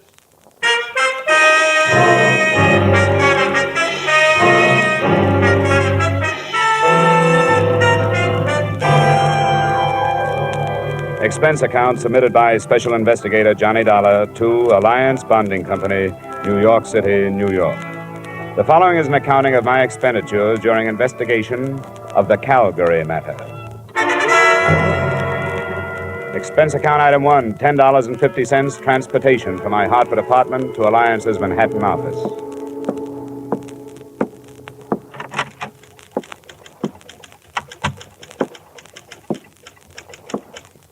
Good afternoon, sir. Hello. I think Mr. Matthews is expecting me. The name is Dollar? Oh, yes, Mr. Dollar. That door. Just go right in. Thank you. Yes. All right, Al, that'll be fine. The first bout starts at 8, but we don't care if we miss that. All right, I'll see you then. Sorry, but you can't hurry a son, you know. That's all right. I'm Johnny Dollar, Mr. Matthews. Yes, so I thought. Sit down, won't you? Uh-huh. Yes, sir? I don't want to be interrupted for the next hour, Miss Mills. Yes, sir. Mr. Dollar, do you put any stock in that telephone call? Oh, I haven't any idea. I don't know anything about it. I've done a lot of thinking since you phoned me about it, and of course there's nothing for us to do except to follow it up. But I can't help wondering if this man isn't a crank of some kind. Well, that's what I thought, too, until you bore him out by telling me there'd been a robbery that had been held from the press. Why has it been kept a secret? Well, all concerned thought it was the best idea. And there's a possibility that the group involved is the same one that carried off the Brink robbery. But any publicity would only give away our hunch that the same gang pulled both jobs. What makes you think the Brink crowd might have pulled this one? Because of the way it was executed. Simple perfection. The knowledge the criminals had of our operations. You see, one of our armored cars was to deliver a cash deposit to the Barton Bank in Camden to cover the Calgary Products payroll. The truck simply didn't arrive.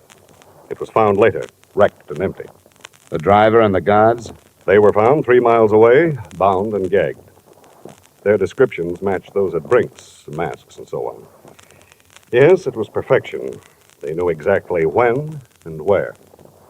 What do you want me to do? I've talked it over with the rest of the Alliance executives. We want you to follow that call through, but we must insist that you make every effort to maintain the security we have established. Here are the details.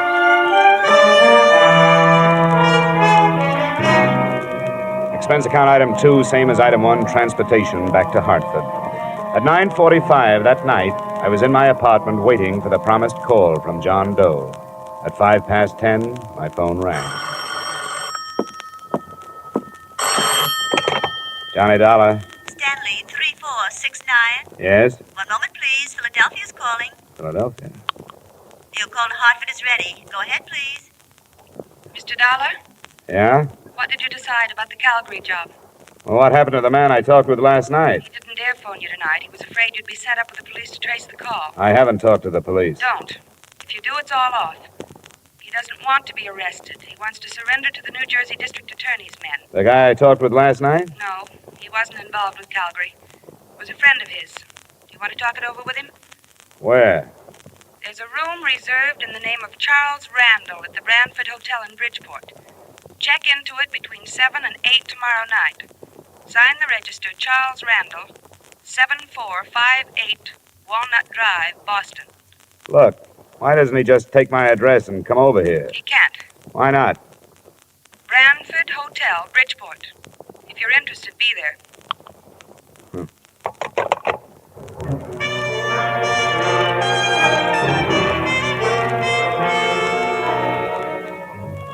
Expense account item 3, $5, mileage to Bridgeport and the Brantford Hotel. It was a weathered frame building in the Harbor District. I felt conspicuous walking across the lobby to the desk because I was the only man in sight who was wearing a tie. I wondered, since I was so out of place, why that address had been picked for a meeting that I assumed was not supposed to attract attention. My room was in the rear on the ground floor. I'd no more than opened a single window to air the room of the traces left by its previous tenant when I was signaled to the door.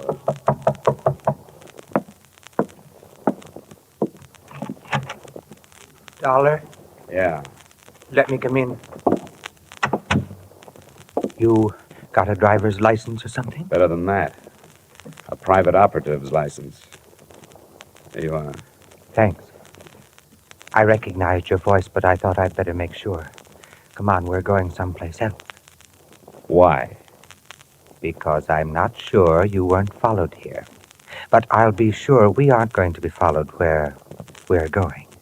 I don't like it. It must be this way. You've got to believe me. He has to be careful. He doesn't want to get killed. What's the matter? The gang busting up? Come on. What started the trouble? Splitting the loot? Dollar. Don't bother with me. I can't tell you anything because I don't know anything. Believe me, I'm only doing this to help him out. You don't have to come if you don't want to. Where do we go? You won't be coming back here. Don't leave anything but the keys to your car. Somebody will drive it out. Do you know where I parked it? It's the green coupe, isn't it? Yeah. He knows. Not through the lobby. There's a rear door. My car is parked just outside.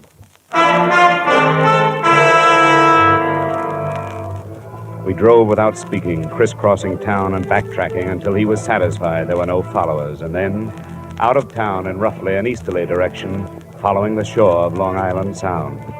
I clocked 3 4/10 miles on the speedometer, starting at the city limits. Then he switched off the lights and turned right into a pair of ruts. Finally, we bounced to a stop in front of a cabin near the water. Watch your step. There are a couple of roots in the path.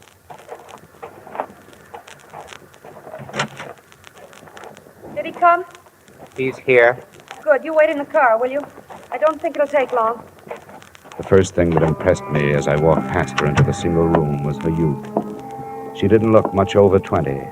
In spite of rather nondescript short brown hair and a band of freckles across an Irish nose, she was attractive. She was very small, and her violet eyes were very frightened. I'm glad you've come. Where's the man I've come after? He left. He decided at the last minute that it would be better if he didn't meet you tonight. Look, I've had enough. I don't play this way. I don't like to be made a fool of. But you aren't. Please be patient with us. I've been patient, and all I've gotten for it is some vague phone calls, pointless instructions, and a meeting in a crummy hotel that's right out of Dime Detective. I've had enough. Please help us. How can I help you when you don't give me anything? I don't know anything. And how can I help somebody who runs away? As far as I know, he doesn't even exist. I'll show you.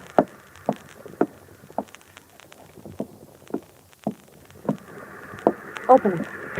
His share of the Calgary money's in it. I just need you to take the wrappers off. I can take this with me? Yes. I don't get it. Does it matter? He wants to give himself up. Why this way? I told you on the phone. He doesn't want to be arrested in this state. He wants to go directly to the district attorney's office in New Jersey where the robbery was committed. He'll turn state's witness? Yes, but he has a demand. Promise of immunity. It won't work. Any promise like that destroys the value of testimony. Might even bar it from the trial. It's been done. It's never promised. You'll have to take his chances on that. It doesn't have to be public. You can try, can't you? Sure, I can try it, but I won't get it. Anything else? Yes. He wants to be placed in protective custody until after the trial. How many other men were in on the job? He wouldn't tell me. I can't tell you anymore. Will you go to New Jersey? I'll have to have 2 days. I may not be able to see anybody tomorrow. All right. You'll call your Hartford number both nights at 10. You'll have to go now. Please do your best.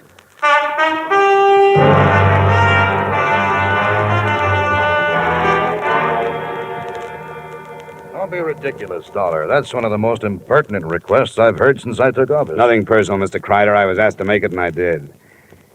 Well, would you see that he's placed under protective custody until after the trial? Why should I grant this criminal any favors? Well, if it means breaking the Calgary matter, it seems to me a favor or two would be worthwhile. We'll break it in due time.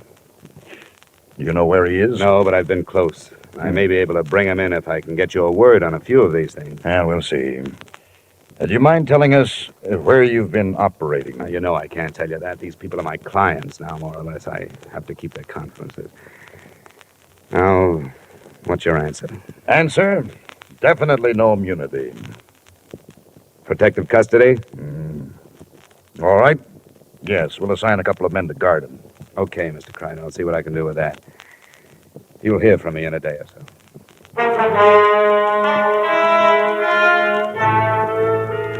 Expense account items 4 and 5, $40 traveled from New Haven to Trenton, New Jersey, and from Trenton back to Hartford. I reached home too late for the phone call that first night, but it came the next, promptly at 10, from Boston this time.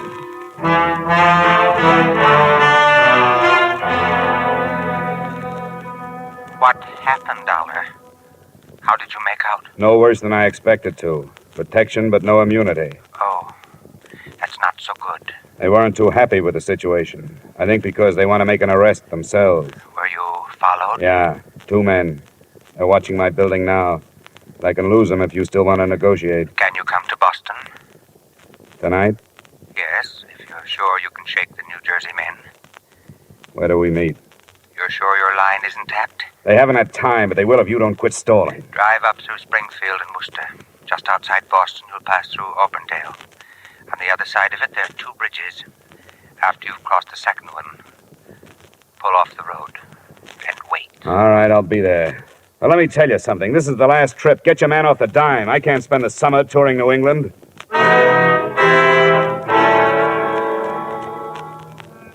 I slipped out of Hartford, found the second bridge beyond Auburndale, pulled off the road, and sat there, listening to the night. I sat there for an hour before anything happened.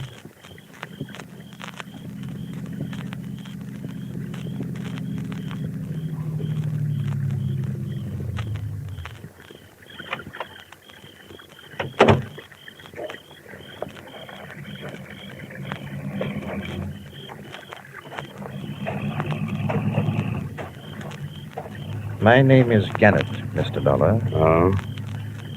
Are you the one? Yes, I'm the one. Get in. Thank you. Well, you caused quite a stir, Gannett. Yes, so I understand. I've heard that crime pays only those who write about it and those who investigate. Are you armed? No, but satisfy yourself. The DA in Trenton? Then, by all means, the DA and friends will be at the cottage by the sound side after you have delivered me. It wasn't a silent trip, but the subject of our scattered conversation was always far removed from the Calgary matter. Gannett's only typically criminal attitude was one of fear. He was never satisfied that we weren't being followed. We weren't. I learned that at 9:30 the next morning when we pulled up in front of the State Building in Trenton. We hadn't been followed. They were waiting for him.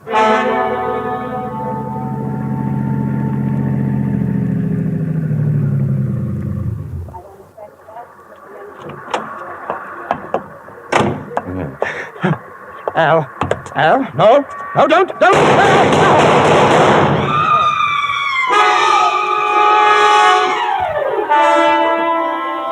Someone in the crowd, it was impossible to know who, shot Gannett to death and disappeared in the confusion.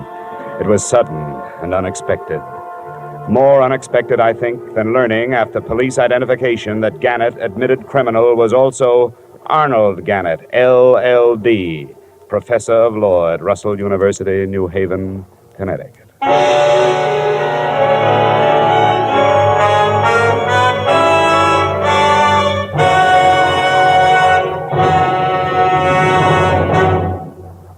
To make every day more enjoyable, treat yourself often to refreshing, delicious Wrigley's Spearmint Chewing Gum.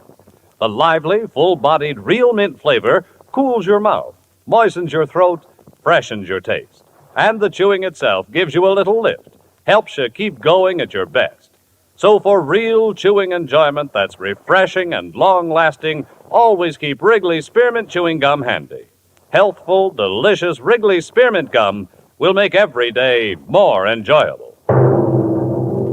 And now, with our star, Edmund O'Brien, we return you to the second act of yours truly, Johnny Dollar.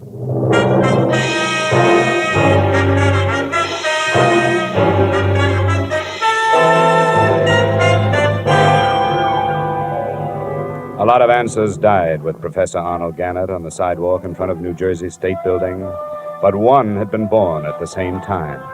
They answered why the police of 6 states had made no progress in the Calgary case.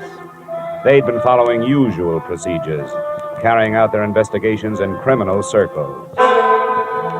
There was nothing for me in Trenton except the possibility of a session of questioning by the district attorney's men, so I faded out of sight and started back towards the cottage on Long Island Sound.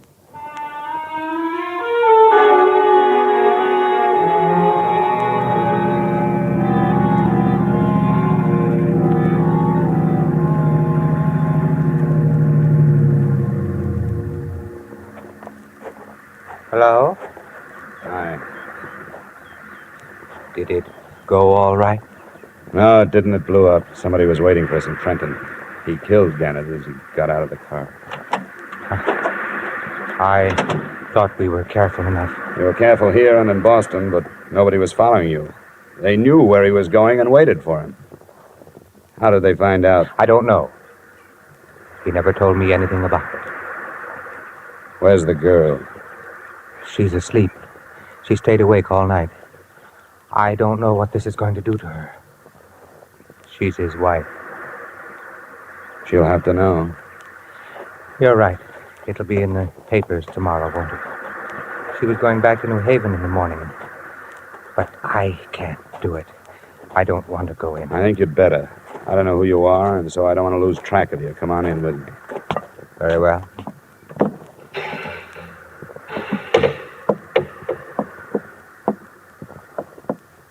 Mrs. Gannett?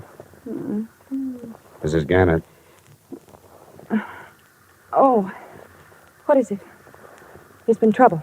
Yes, there has. Where's Arnold? He's dead, Mrs. Gannett. No, He was killed before he could surrender.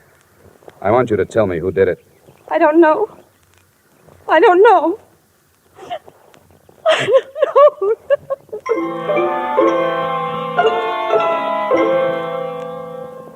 I gave her an hour to get hold of herself. During that time, I learned that the other man at the cottage was Earl Becker of Bridgeport and a gardener at Arnold Gannett's school. Enclosed, please find a copy of his statement. I'd known Arnold Gannett since he was a student at Russell University. We got to be good friends when we started to fish the Sound together. We didn't have anything else in common, but that sort of thing draws men together. I didn't know anything about the robbery until he told me he was in on it. That's all he told me. When he asked me to help him surrender, I said I would. When I returned to the cottage, Mrs. Gannett was dry-eyed. Dollar, I appreciate what you've done. You tried to help us, and I know that you're not to blame for anything. Well, there was no way to stop it. It's all finished now. And I want you to go back to Hartford. Oh, it's not as simple as that. I've put myself out on a limb with the New Jersey district attorney. I won't get off it until this is cleared up. Are you telling me the truth when you say you don't know who your husband was teamed up with? I don't know. He wouldn't tell me. He said it was safer if I didn't know. What did he tell you? Nothing until after it was all over. 2 weeks after. And I knew he was awake at night because something was troubling him. He couldn't lie to me. Your husband was a brilliant man, a doctor of letters. How did he get mixed up in this thing? On Tuesdays, he taught criminal psychology. Before the end of the semester, there was a lot of discussion on the Brink robbery in Boston. And he thought he had the best theory of all. That the men who robbed Brinks had never been criminals before? Yes. And were able to come back to their respectable lives and hide in them. Did he offer that theory to his classes? No. That's what started it. He couldn't get it out of his mind. He told you this? Not until afterwards. It grew into a challenge that he had to do something about. So he did it. And was successful. When he told me, I made him promise to give himself up. I made him do it. I'm sorry I have to keep after you, but there are things I have to know. These classes of his, how many students? It was a large enrollment this year. There were hundreds. Did your husband ever mention a man named Al? Oh, there were so many. I can't remember. Well, he must have kept records. Where can I find a list of his students? At our house in New Haven. Well, then we'll have to go there. I'll be outside. Please let me know as soon as you feel able to leave.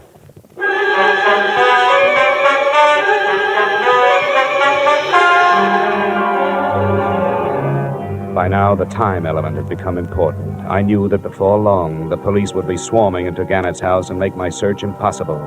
I also knew I'd be dragged back to New Jersey for questioning. On the way into town, I tried to get some more information from Mrs. Gannett, but no luck. She apparently knew nothing of her husband's actions. It was 6 p.m. when she opened the door of Professor Gannett's office. Across one wall stretched a row of file cabinets, his records and lists of students.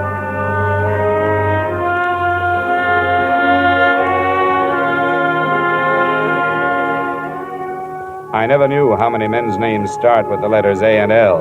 In an hour, Becker and I gathered from the 1949 and 50 enrollments some 100 names from Allen to Alvin. There aren't any more here. What do you do with a list like this? They live all over the country. Here's one from Arizona, Nebraska, Florida. I don't think we'll have to bother with them. You're dropping it? No. I think I've found it. Which one? Hey, that car. Check the window, will you? See if it's police. Yes, it is. I can't talk to them now. Show me the back way out of here, will you? This leads to the hall. What shall we tell them? Well, don't lie yourself into a trap. Tell them I just left. You don't know where I was going.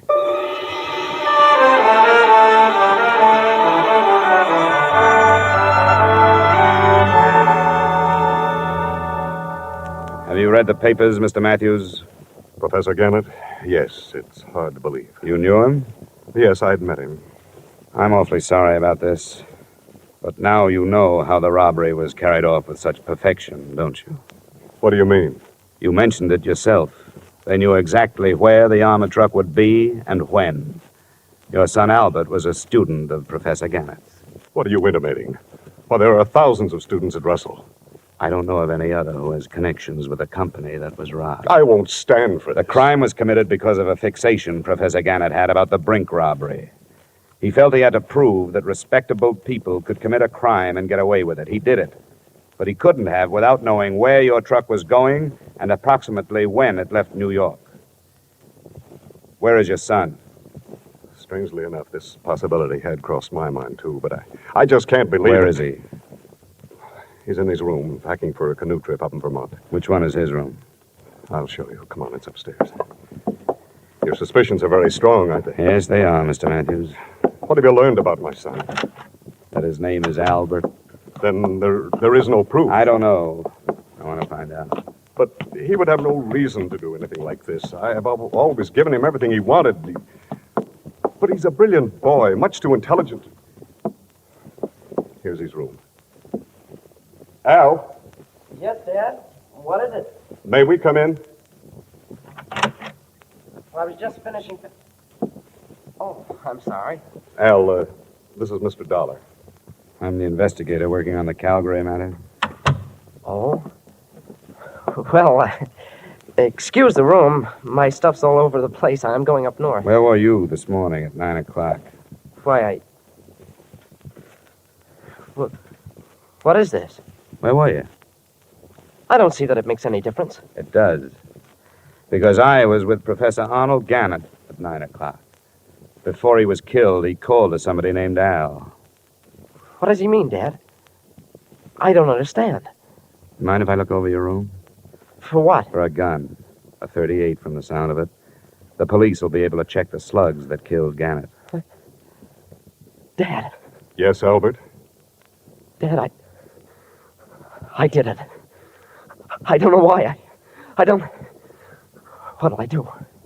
I don't know. Dad, it wasn't supposed to end like this. Dad. I can't help you now, son. All right. All right, then I'll get away. No, you don't. It's no use. Get away from me. Oh. I'm sorry, Mr. Matthews. Yes, Mr. Dollar. I'm sorry, too.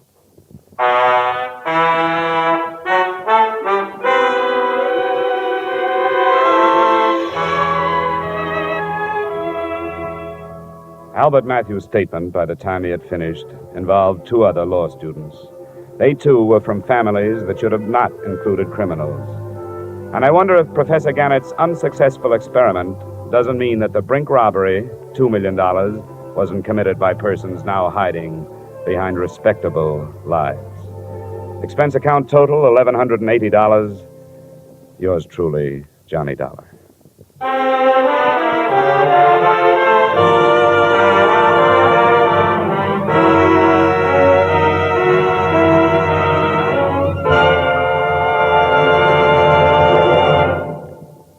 Remember, friends, to make every day more enjoyable, treat yourself often to refreshing, delicious Wrigley's Spearmint Chewing Gum. There's lots of cooling, real mint flavor in every stick. And chewing Wrigley's Spearmint helps keep you feeling fresh and alert. You feel better, work better, get more fun out of doing things. So indoors, outdoors, wherever you go, keep some healthful, refreshing Wrigley's Spearmint Chewing Gum handy. To make every day more enjoyable, treat yourself often to delicious Wrigley's Spearmint Chewing Gum.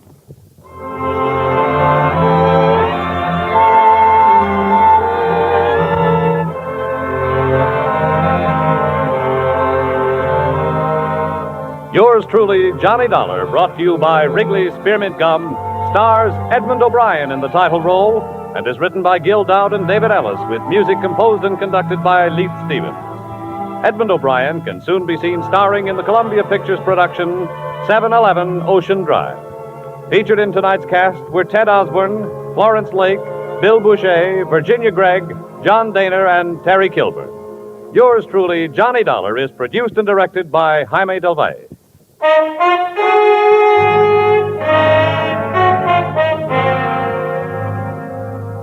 The makers of Wrigley's Spearmint Chewing Gum hope you've enjoyed tonight's story of Johnny Dollar and that you're enjoying delicious Wrigley Spearmint Chewing Gum every day.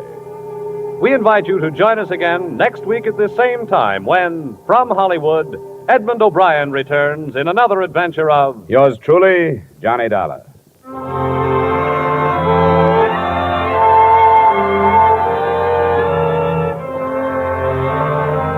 Bob Stevenson speaking.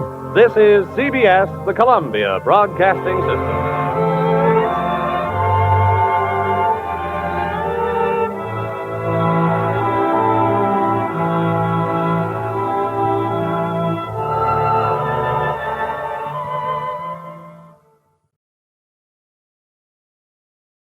The Hallmark Playhouse, which is heard during most of the year at this time on Thursdays, has finished its summer vacation. So be with us when Hallmark Playhouse returns to CBS a week from tonight on September the 7th. Now, from Hollywood, it's time for Edmund O'Brien as Johnny Dollar. Carl Brewster down at East Coast. Yes, Carl. I wonder if you'd do a little job for us. Sure, what is it? A policyholder of ours needs some protection. Well, I hope this doesn't indicate a trend. This is the second time an insurance company has hired me as a bodyguard. Isn't that rather unusual? Well, it's rather an unusual case. This girl, her fiancé, has spent the past 5 years in prison. He's being released tomorrow, and he swears that the first thing he's going to do is kill her. Well, that's cozy. Mm-hmm. I think she deserves some help. Come on down this afternoon and we'll talk it over.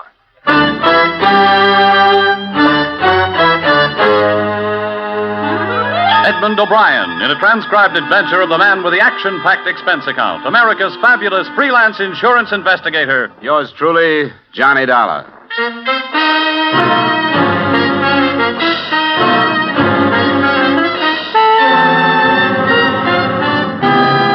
Expense account submitted by Special Investigator Johnny Dollar to Home Office, East Coast Underwriters, Hartford, Connecticut. Attention, Carl Brewster. The following is an accounting of my expenditures during assignment on the Virginia Beach matter. Expense account item 1, $1.50 cab fare from my apartment to your office. Well. You're prompt, Dollar. How are you, Mr. Brewster? Or did we set any particular time? No, I guess we didn't. Mm-hmm. Well, I'm glad to see you anyway. Sit down. Thank you. Now, let's see. Oh, yes, the Browning girl. Janice Browning. How much did I tell you over the phone? That her boyfriend was getting out of stir and was going to kill her. What you left unsaid was that she probably deserves it. What's that? I don't hold much sympathy for these dames that get themselves involved with some hoodlum and then decide to get disinvolved the minute the going gets rough. But it's your money. I wouldn't jump to conclusions, Dollar. This is a pathetic case. Of course, the girl made a mistake in taking up with this fellow, but 5 years is a long time to think. And she'd realized her mistake. What did he go up for? I believe it was robbery. Do you know if she spent all the loot before she realized her mistake? Now, Dollar. Why doesn't she hire a bodyguard herself? Because she can't afford it. She has nothing. She turned to us because there was no place to go. Poor thing is in desperate fear of her life, Dollar. Surely you can appreciate that.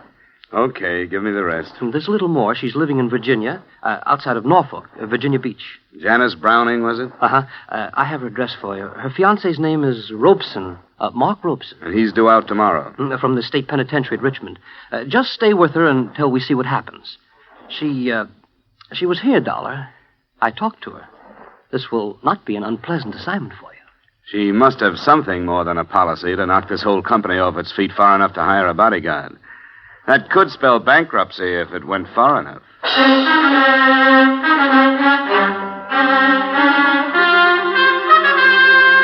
Expense account item 2, $110, transportation and incidentals between Hartford and Virginia Beach, Virginia. Virginia Beach seemed hardly the scene for potential murder. A white strip of sunny beach on one hand and a friendly forest of pine on the other. I found Janice Browning's address just south of the village proper. A fair-sized cottage surrounded first by a small, well-kept garden and then undeveloped land. When I got out of the cab, I was looked over by a trim little honey blonde thing in shorts and halter who waited for me on the veranda. Hello. Hello. You seem to be carrying a suitcase. Are you sure you haven't been misdirected? Are you Miss Janice Browning? No, I am her personal maid. Who are you? My name is Dollar. I'm the investigator from the insurance company. Did you say personal maid? Yeah. Did you say investigator? That's right. Well, I hope you'll pardon me if I'm confused. I was not notified of the arrival of no investigator. What is it you want? Miss Browning asked for me. She went to her insurance company and requested a bodyguard. A bodyguard? Well, I don't know about that. But then there are lots of things I don't know as yet. I'm new here. But if she asked for you, you may as well come in. Thanks.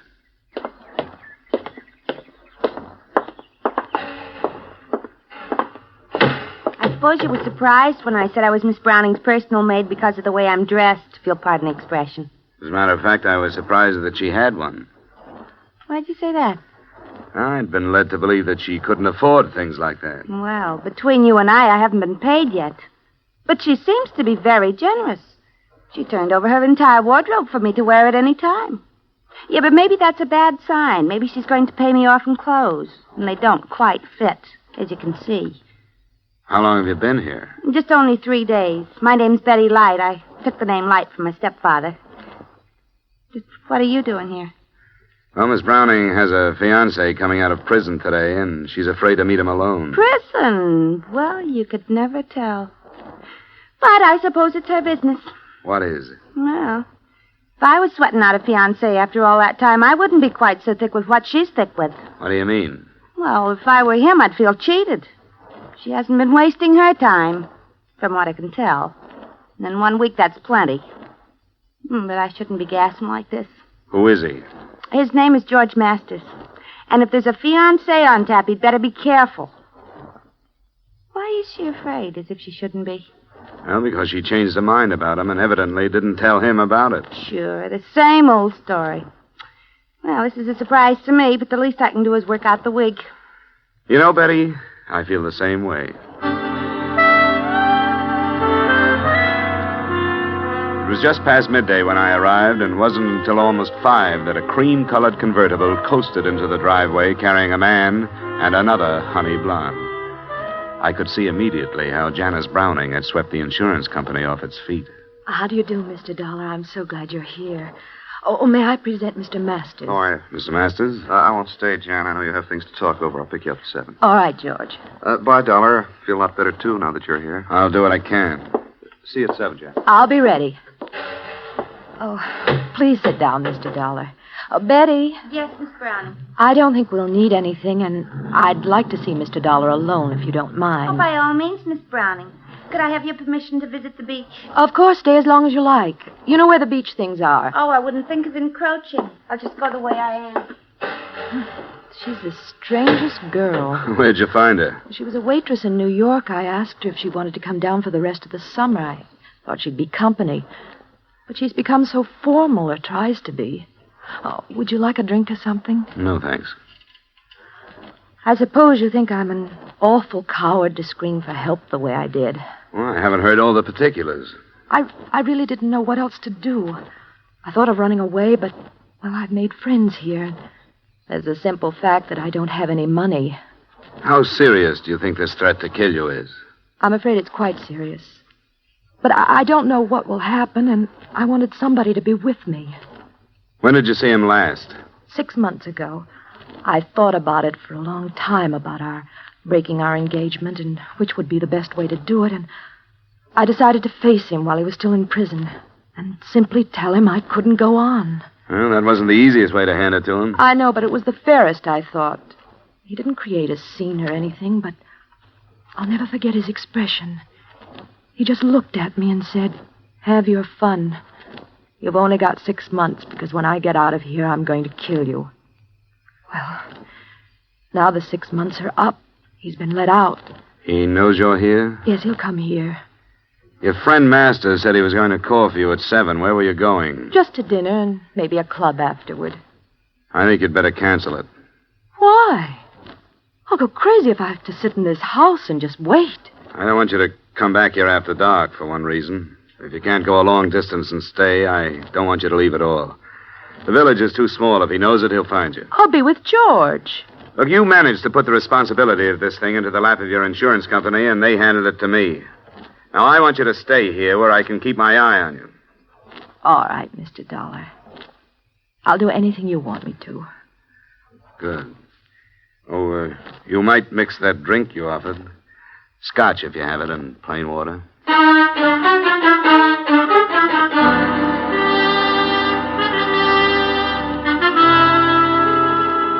The rest of the evening was spent with small talk and mounting tension. The state penitentiary was no more than 100 miles from Virginia Beach, and since it's the habit of prisons to turn out their guests at dawn, Mark Robeson had had plenty of time to make the trip. In spite of a sultry night, I closed and locked all the doors and windows, and by 11, the cottage was dark, with everyone retired. The living room was the most strategic spot in the house, so I stretched myself across a couch that was too short for me and listened to the silence. It must have been some time after midnight when I heard a door crack behind me. Who's that? It's I, Mr. Dollar. Oh, you shouldn't be roaming around the house, Betty. I darn near laid a chair across your head. Oh, it was too hot to sleep, and besides, I have a few things on my mind if you're interested. Sure, sit down. Thanks. Did I not understand you to say that this Con was her fiancé? That's right. Well, she certainly lives in circles, if you ask me. I happen to uncover some information that will knock you for a loop. What? Well, basically, I've never been a snoop, but I didn't go to the beach. Oh? No, after you advised me of the situation around here, felt I had a right. I went into her room, which is no more than an oversized closet with bath. And it's a good thing I did, because in a drawer I found a picture of Miss Browning posing as a bride. A bride? Yeah. Are you sure of that? As sure as I'm sitting here. And the guy standing with her was a bridegroom if I ever saw one. Were they fancy? What do you think of that? I don't know. It doesn't necessarily mean anything. But from what I've overheard, this fiancé of hers has been in prison for 5 years. Yeah, that's the story. Then how come her wedding picture was taken in 1947? Was it? And that's what's stamped on the back of it. Now, is that screwy or isn't it? It definitely is. And there are some other things that don't ring truly. For example, this mug she is currently tied to. I heard her when she called him tonight, and it sounded more like... He blasted your room. Get down on the floor. Stay there. Hey, hold it! Hold it, Robeson! He hadn't moved away from the window he'd fired through. When I got to him, he was still pointing the now empty gun at me, pulling the trigger and looking down at it stupidly. Get away. I won't go back. I don't have to stay in the hospital now. I'm all better now. Give me the gun, Robeson. It's empty. No. It's mine. You're one of her men. She always had men. No, I'm not one of her men. Let's go in the house and calm down. You talk like a doctor. Yeah, you're a doctor. You can't take me back. Get away from me. You told me to make myself believe that she was dead and I'd sleep better. Come on, Robeson. Get away. I won't go back. Let go. Don't cause any more trouble, Robeson. Now, Come on. I won't go back. Let go, Robeson. No. Now I don't have to go back. Let go.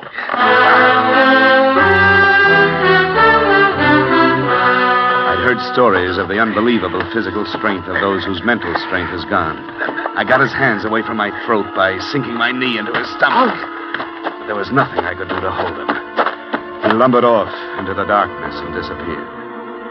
I didn't need a medical opinion to know that I wasn't protecting Janice Browning from a released convict. I was protecting her from a homicidal maniac.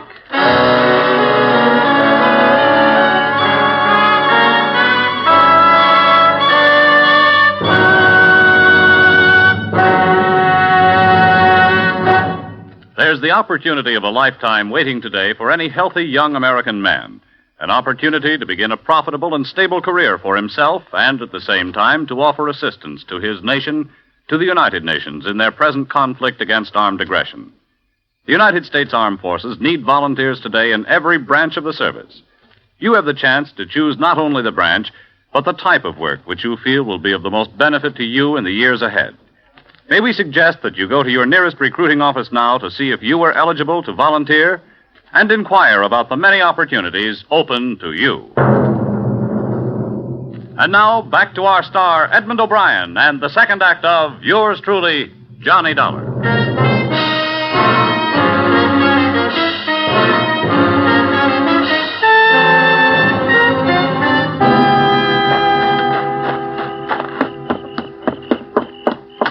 Are you all right, Mr. Dollar? Yeah. Turn on some lamps in here, but stay away from the windows. I doubt if he'll come back, but he might. That brute is still on the loose? Yeah. Where's Miss Browning? She's still in her room. I heard her bawling, but she stopped now. Miss Browning? Yes? I'm coming in. Where is he? I couldn't hold him. Where's the light switch? No, don't turn on the lights. He thinks he killed you. He won't come back tonight. Well, why don't you go ahead and say it? Oh, I'd better not. As a matter of fact, I don't mind your lies or the way I was dragged into this. But what really stinks is you're hiring that girl because she looks enough like you to be mistaken for you at a distance. You give her your clothes to wear and you put her into your room. Well, she'd be dead now if she hadn't come into the living room. I'm not trying to pass the blame, but it was George Masters' idea. He remembered her and thought bringing her here might be a way to save my life. Robeson's your husband, isn't he? Yes, he's my husband. Well, what's he doing running around loose? He escaped from a hospital in Pennsylvania. He's been there a year. He tried to kill me before he was committed. Why didn't you tell the insurance company the truth? I did. No, you didn't. Yes, I did. It was Mr. Brewster's idea to tell you that he was coming out of prison. He thought you wouldn't take the job if you knew the truth. Well, he was right, and I'm leaving the job right now. Oh, you have every right to. You can get yourself some protection around here. I couldn't when I tried. I went to every private detective in Norfolk and Portsmouth. None of them would take the case? No. Well, what about the police? What is this, county out here? Yes, it is. I notified the sheriff's office, and they promised me extra patrols, but that's the best they could do. How did you happen to turn to the insurance company? Well, George Masters is my lawyer. He suggested it. Mr. Dollar, I'm not begging for help or excusing anything I've done, but I've been half crazy with fear and the awful lost feeling when nobody would help me. I had to do something. What about your lack of money? Was that a lie, too? Oh, every penny I had has been spent on treatment for Mark. I borrowed from George on my insurance. I sold our house in Connecticut, and that money's gone. This property is all I have left, and I've borrowed against it. I guess you've had your troubles. Who can I talk to about your husband? You mean a doctor? Yes, I thought maybe a doctor might know what Robeson would do next. Well, Dr. Becker came on to Norfolk after he warned me that Mark had escaped. His phone number is in the little book on the stand. Well, I hate to bother him, but I'd like to have him come out tonight. Mr. Dollar, Yeah? you're staying? Well, not any longer than I have to. Say, you'd better get up and have a drink.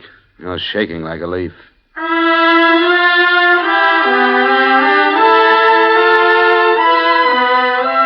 I changed my mind about dropping the case, Mr. Brewster, not only because she was a beautiful woman in a tough situation, but also for another reason.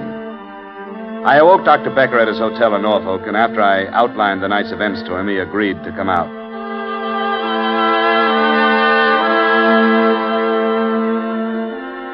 It must have been a decidedly unpleasant experience, Mr. Dollar. On the other hand, you are fortunate to be alive. Yes, I guess I am. Robeson is only dangerous when his basic jealousy is aggravated. You say you arrived with luggage? That's right. Perhaps he was watching then and misunderstood your visit. Oh, I get it. Well, what do we do now, Doctor? He probably thinks he killed her. Can we expect him to come back? Well, that is hard to say. He'll suffer a deep sense of remorse. Then he may feel that what took place was only a figment, a dream. The remorse would cause introspection and keep him away. The fantasy thought might bring him back to investigate. When? Oh, who knows? Tonight even, or tomorrow. Would he try to kill her again? Oh, yes. An extremely strong fixation. Do you want him to come back? Well, I want to see the end of this. That's the best way I can think of. I'll keep his wife here tomorrow outside so he can see her if he does come. She is the one who really has suffered, the poor girl. I wish there were a way to ensure her safety. We could alert the police. Well, with the police on the scene, then he would not return. Shh. Here she comes. Hello, Dr. Becker. Oh, good evening, my dear. Morning, rather. Oh, I'm so sorry about the trouble. I'm afraid it can't be helped. I was so sure at one point that he was responding to treatment. I know you've done your best, Doctor. Mr. Dollar, I may be imagining things, but I'm awfully worried. It'll be all right. No, I mean, I tried to phone George, and there's no answer. It's after 2, and he should be at home. Mark knew that George and I have always been friendly. Would there be any danger to this man, Doctor? Oh, I hardly think so. All of your husband's aggressive urge was directed toward you, Janice. Well, could we go and see if everything is all right? I can't help it. I'm worried. Where does he live? In the village. It's not far from here. Could we borrow your car, Doctor? Oh, by all means, my dear. Here are the keys. You'll come with me, Mr. Dollar? Oh, I'm not letting you go alone. We'll be back as soon as we can, Doctor.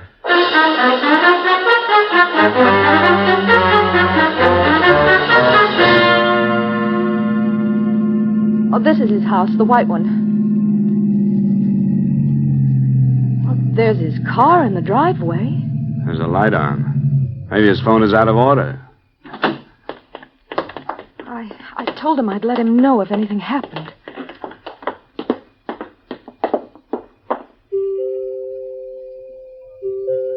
George? George, it's Jan. He doesn't answer. I want to go in. Let's see. It's unlocked. George?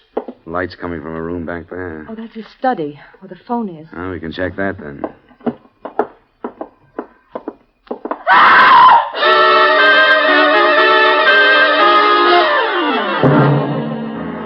George Masters was lying face up in the middle of a room that had been pretty well torn up by the struggle. The first thing I noticed were the bruises left on his throat by the hands that had choked him to death. I noticed another thing when I went to the desk to phone the police. There was a gun lying on it, and I would have sworn that it was the same police special Mark Robeson was carrying earlier in the evening. It took Dr. Becker to quiet Janice Browning after I literally dragged her out of the master's house and got her home. And I hope she can rest now, but she's dangerously near to mental collapse herself. Yes, I can understand that. Is there anything further that I can do, Mr. Dollar? Nothing now, Betty. Get some sleep if you can. Sleep? Who could sleep? Well, and spend your time packing. You're going back to New York in the morning. I certainly am. As for me, you can give Virginia Beach back to the Indians. Was Janice in love with Masters, Doctor? I think so. A great feeling of loyalty, at least. He had helped her so much with monetary loans and so on. But you said he wouldn't remember the association between Masters and his wife. Yes, I was convinced that he wouldn't. There was a police special in Masters' study. I'm positive it was the same one that Robeson used here. Oh? I tried to take it away from him. I couldn't.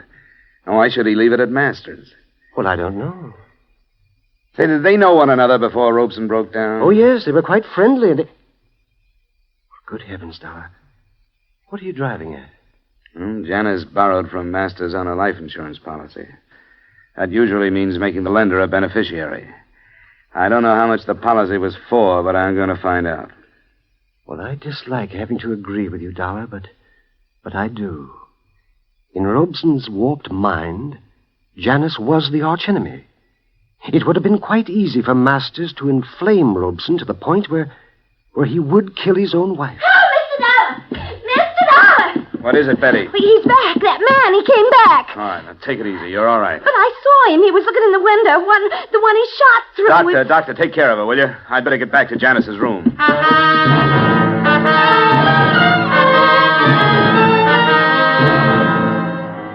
There was no more trouble that night, nor was there any rest. We knew that since Robeson had come back, he realized his mistake, and we knew that he would try to come back again. We agreed that instead of calling for police protection, we would let him return and try to handle him when he did. An hour after daybreak, we felt it safe to relax, and it wasn't until noon that I drove Betty Light into Virginia Beach and put her aboard a bus bound for the comparative safety of New York. Before I started the return trip, I made a swing past George Masters' house, convinced the deputy sheriff in charge that I had a right to poke my nose in, and got myself back into the study. I suppose it'd be all right if you go in. They took up all the evidence they wanted, I guess. What was that, Sheriff? All the things that'd pick up prints. Here you are. What do you want to look at? Some of his papers. I won't interfere with your work, but I'd like to know how he stood financially. You think that has something to do with it? Oh, I don't know. It might. They dusted all them drawers, so I guess it's all right if you pull them. He's a lawyer, you know. Yeah, I know. Said the field's wide open. A lot of people didn't like him. Oh? I didn't know that. What's that for? It's a ledger. Kept his accounts in it. What'd you find? Janice Browning. Who's that? Somebody he loaned some money to. Ooh, I'll say he did. $20,000. Ah, that's all I wanted, Sheriff. Thanks, and I hope I haven't caused you too much trouble.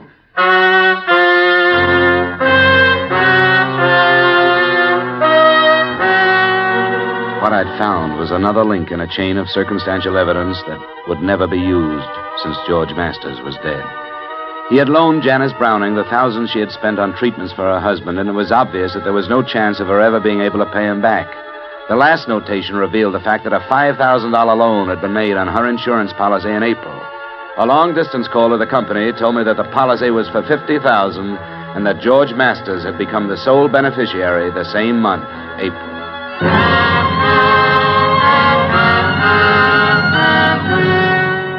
But I see no purpose in telling her, Mr. Dollar, or questioning her. I don't either, Doctor. I hadn't planned to, but the sheriff's office won't think twice about throwing it at her if it gets out. If you will allow me the privilege of perjuring a certain amount of expert testimony, I think I could manage to gloss over it. Well, the deputy saw it, but I don't think it sank in. I hope not. Of course, we're assuming that we'll be successful in subduing Robeson. You said he would come back. I'm sure he will. It is you I'm worried about. Well, I'll have to be ready for him this time. He's too strong to take without a weapon. I hate to do it. Oh, I don't think you need to be. The poor fellow will have no idea what is happening except that he has come back. Okay. She awake? Yes, I think so. Well, it's 3:00. She should be outside in case he's watching. Yes. I'll go and explain our tactics to her. Good luck, Mr. Dollar. I hope all goes well.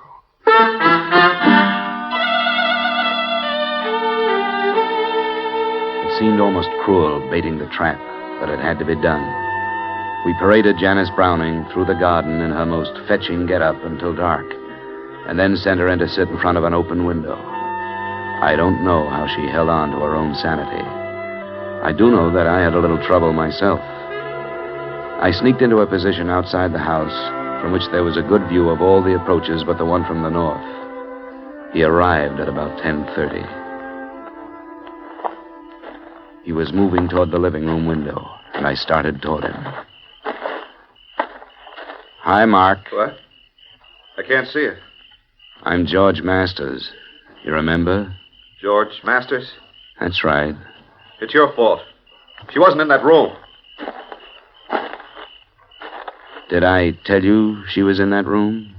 You aren't George Masters. He made a mistake. I told him, and he said I made a mistake. You're the doctor. Get away from me. We'll do it right this time, Mark. Come here. George Masters is dead. You aren't George Masters. No, I'm not, Mark. But you have to come with me. No, I don't. I won't go back to the hospital. I won't let you. Mark. Robeson, don't. Get away. No, I don't. I'm sorry, Robeson.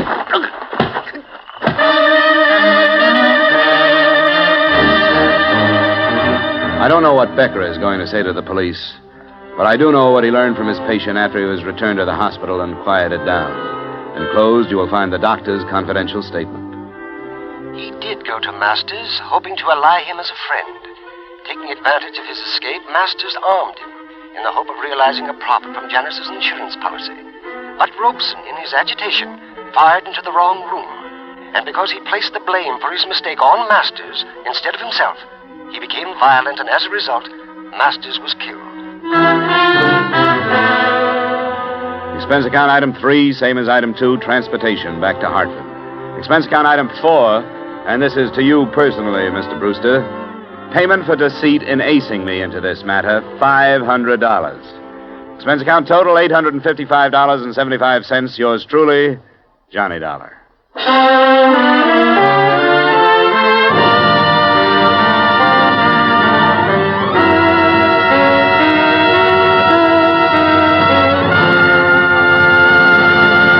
Yours truly, Johnny Dollar, stars Edmund O'Brien in the title role and is written by Gil Dowd with music composed and conducted by Leith Stevens. Edmund O'Brien can currently be seen starring in the Columbia Pictures production 711 Ocean Drive. Featured in tonight's cast were Bob Sweeney, Virginia Gregg, Gene Bates, Hy Averback, and Howard McNear. Yours truly, Johnny Dollar, was transcribed in Hollywood by Jaime Del Valle.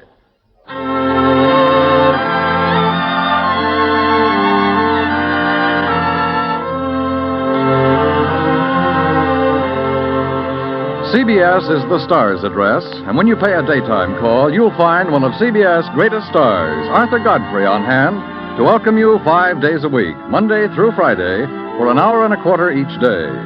Arthur and all the little Godfreys make life more musical and fun for you. Hear Arthur Godfrey's daytime program every Monday through Friday on most of these same CBS stations. To hear each and every star, leave your dials where they are, 'cause this is CBS, the star's address. Yes, CBS, the star's address. Yes, this is CBS, where Philip Marlowe takes the case every Friday night on the Columbia Broadcasting System.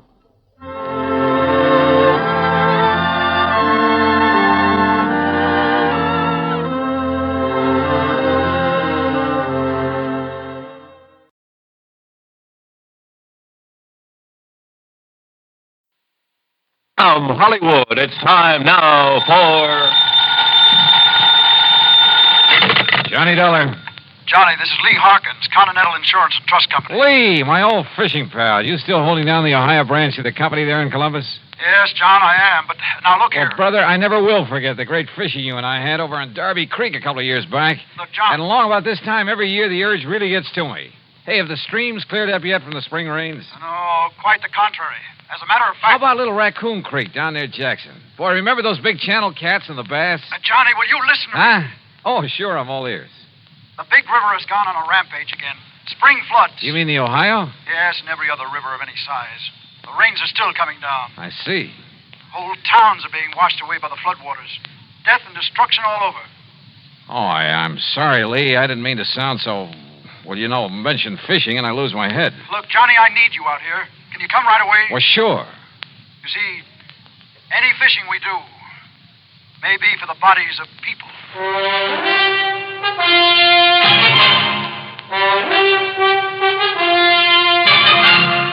Bob Bailey in the exciting adventures of the man with the action-packed expense account, America's fabulous freelance insurance investigator. Yours truly, Johnny Dollar.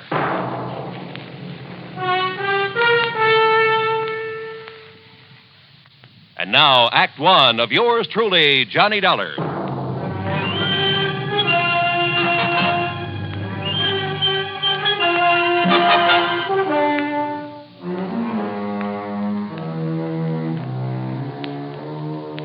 Expense account submitted by Special Investigator Johnny Dollar to the Continental Insurance and Trust Company, Columbus, Ohio office.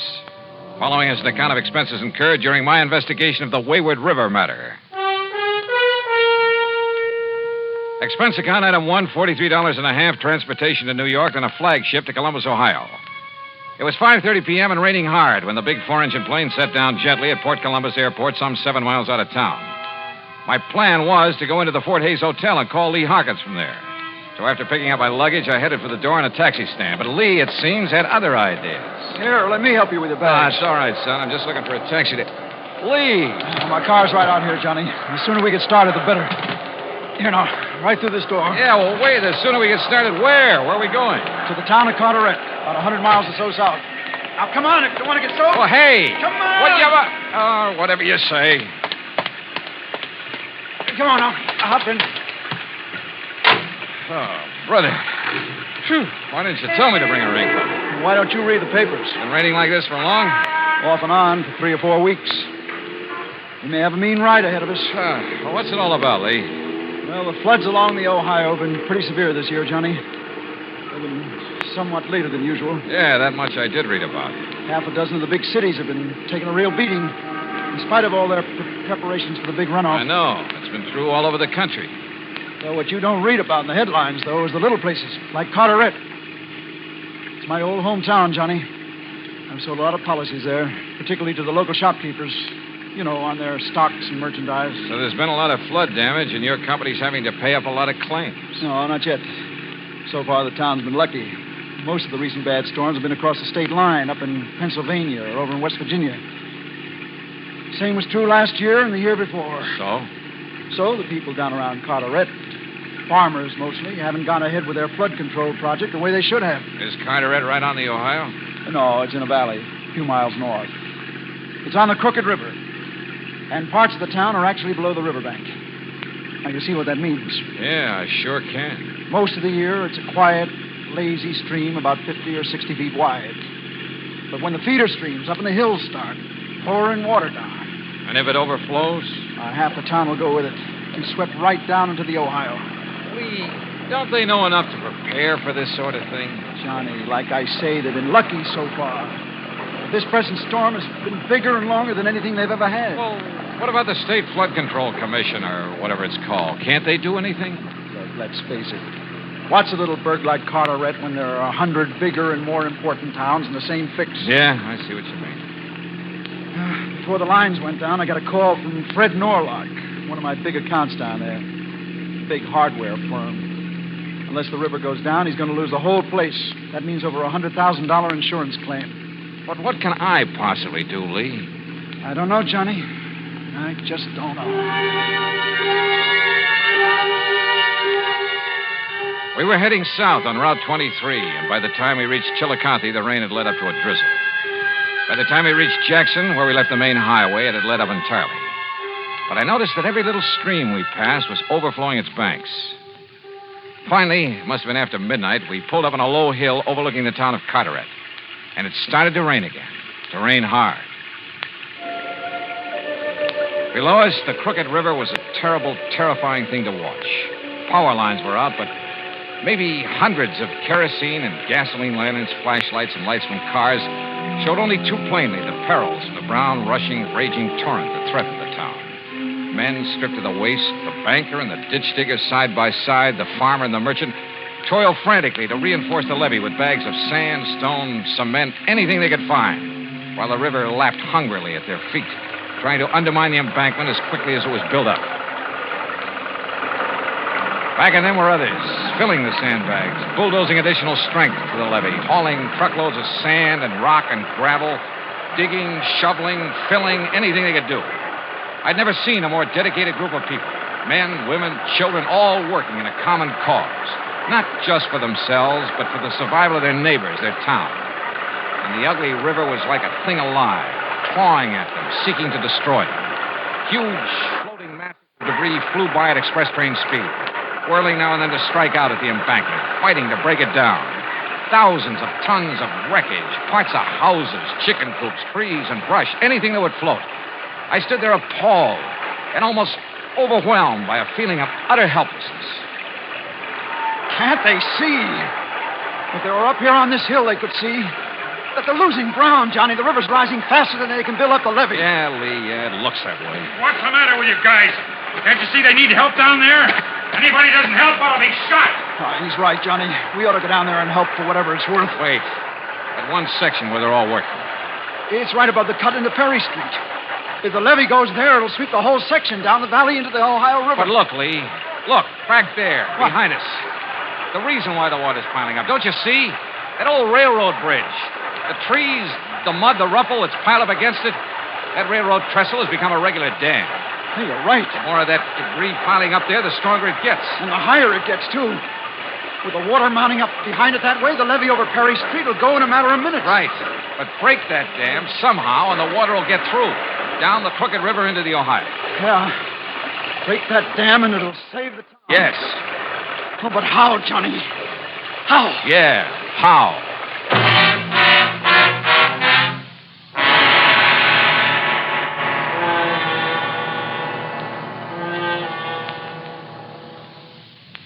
Act 2 of yours truly, Johnny Dollar, in a moment. And now for another episode in the life of Sergeant Donald Bellwether, my husband.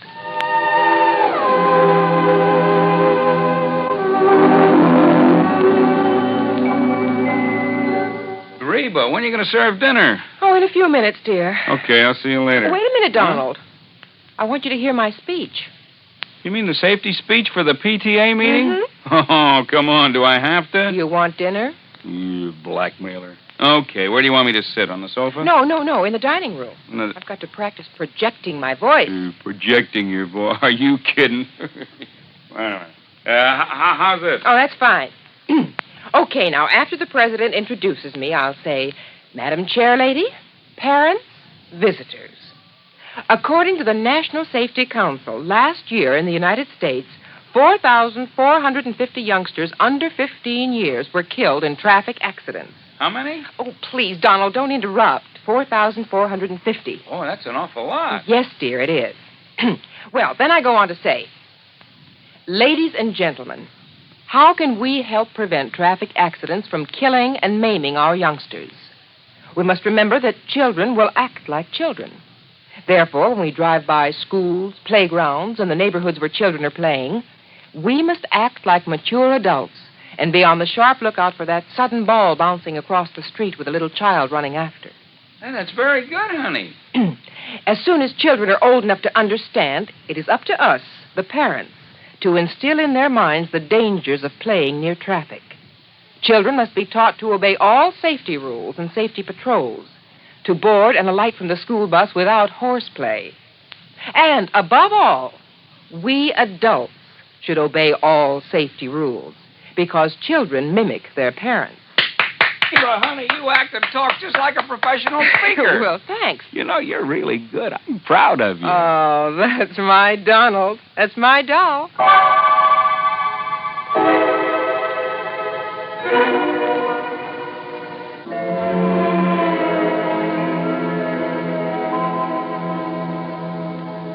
And And now, Act Two of yours truly, Johnny Dollar and the Wayward River Matter.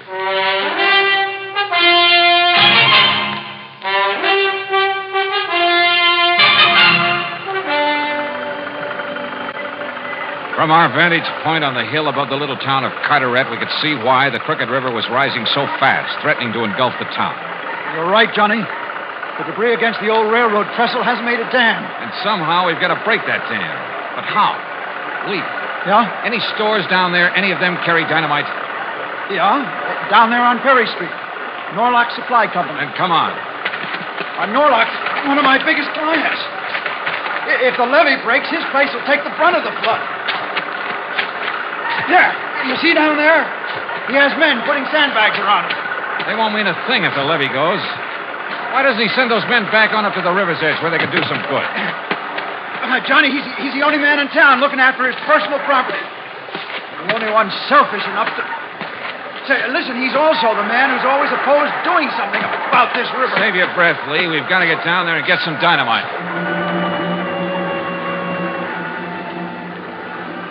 The groups we passed, still vainly trying to chink up holes in the levee, all but spat on us as we passed. Because we weren't working with them, trying to save their town from the raging Crooked River, or so they thought. Finally, we slogged our way to the Norlock Supply Company on Berry Street. More sand. Faster! Fill those bags and get them around my place. The levee goes, it'll all come down here. More sandbags, more! You're crazy, Mr. Norlock. You're wasting your time. What? Mr. Harkins. Why, if that levee goes, nothing will save this place of yours. He's right, Norlock. Get your men on up to the levee where they'll do some good. Sure, but then you'll pay the insurance if my place is swept away. It won't be if we save the town. We need dynamite. Who are you? Oh, this is Johnny Dollar. Insurance investigator? What are you doing here? Look, there's no time to stand around and talk. We need dynamite, a lot of it. What for? For the wreckage from up the river. It's jammed against the old railroad trestle south of town. And it's made a regular dam. That's what's backing up the water. I know, I've seen. You gonna blow that up? That's right. Now, where's the dynamite? Anybody go out on that trestle with the pressure of the river against it, he's crazy. Any part of that goes, he'll go with it. He'll be killed. He's right, mister. Be suicide to go up there. Come on, let's have the dynamite. And you men, get up above where you can help. Now, you wait Load that truck with all the bags you can, but get up there fast. If it's but my place here, what about my shoulder? Norlock, where's that dynamite? I won't give it to you. Oh, listen, Mr. Norlock. I refuse. It'd be suicide for you to go out on that railroad trestle. But if we don't, the whole town will go. And I tell you, Mr. Dollar, are you threatening to shoot me? Put that away. Oh, Johnny, wait. Let me handle this, Lee. You're crazy, Dollar. Put that gun away. All right, Norlock, it's up to you. What do you mean? Unless you give us the dynamite, I'll blast the lock off this place of yours and get it myself. Well? All right. In here. But I tell you, you're mad. Oh, was Norlock mad? A victim of the panic that all too often seizes a man when the going gets tough. But he did give us the dynamite. Then, with two of his workmen, Lee Harkins and I trudged through the mud and the night loaded with cases of dynamite back to the old railroad trestle. And when we got there, I wondered if maybe Norlock wasn't right after all.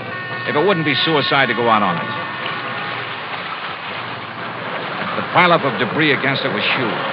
In back of it, the deadly brown water swirled and eddied, throwing telegraph poles, railroad ties, huge trees pounding against it, battering at the old framework of the trestle.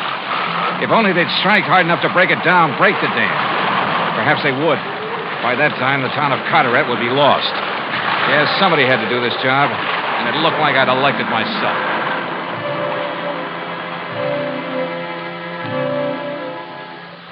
I'm not quite clear on what happened during that next 20 or 30 minutes. They seemed like 30 years of nightmare. But I edged my way out on that rickety framework, a fused case of dynamite under my arm. It was dark, and I had to feel my way along over planks and boards and trees that the force of the water had thrown up on the trestle.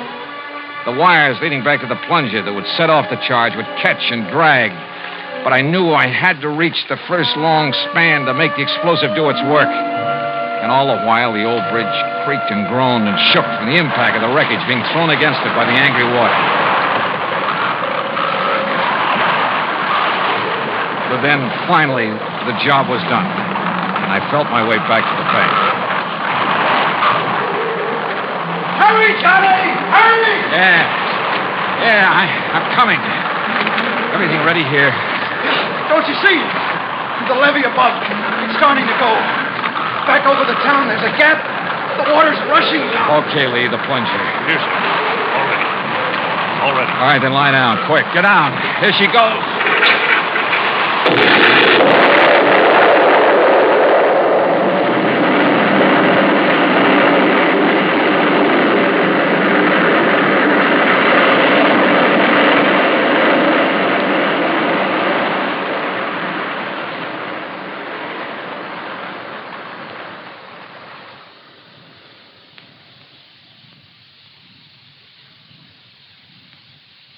Act 3 of yours truly, Johnny Dollar, in a moment. Do you know who said, "My political ideal is democracy. Everyone should be respected as an individual, but no one idolized." I am convinced that degeneracy follows every autocratic system of violence, for violence inevitably attracts moral inferiors. Time has proved that illustrious tyrants are succeeded by scoundrels. Those words were written by the great scientist Albert Einstein. Einstein saw the weaknesses of a government in which too much power was centered in too few people, a government based upon violence. Einstein saw the danger of elevating a person to so high a level that he might seize power to which he was not entitled. Such a situation is not in the American tradition. Remember the words of Albert Einstein. They are part of your American heritage.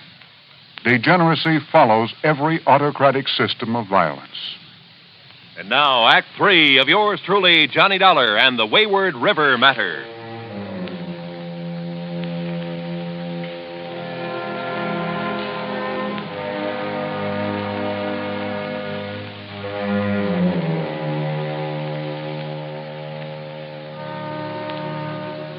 The charge of dynamite on the old railroad bridge had broken the dam that the angry river had thrown up against it. Had released the little town from the threat of being washed down the valley into the Ohio River. The men and women and children, spent from having struggled against the raging water throughout the night and all the day before, went quietly back to their homes and farms to rest and sleep.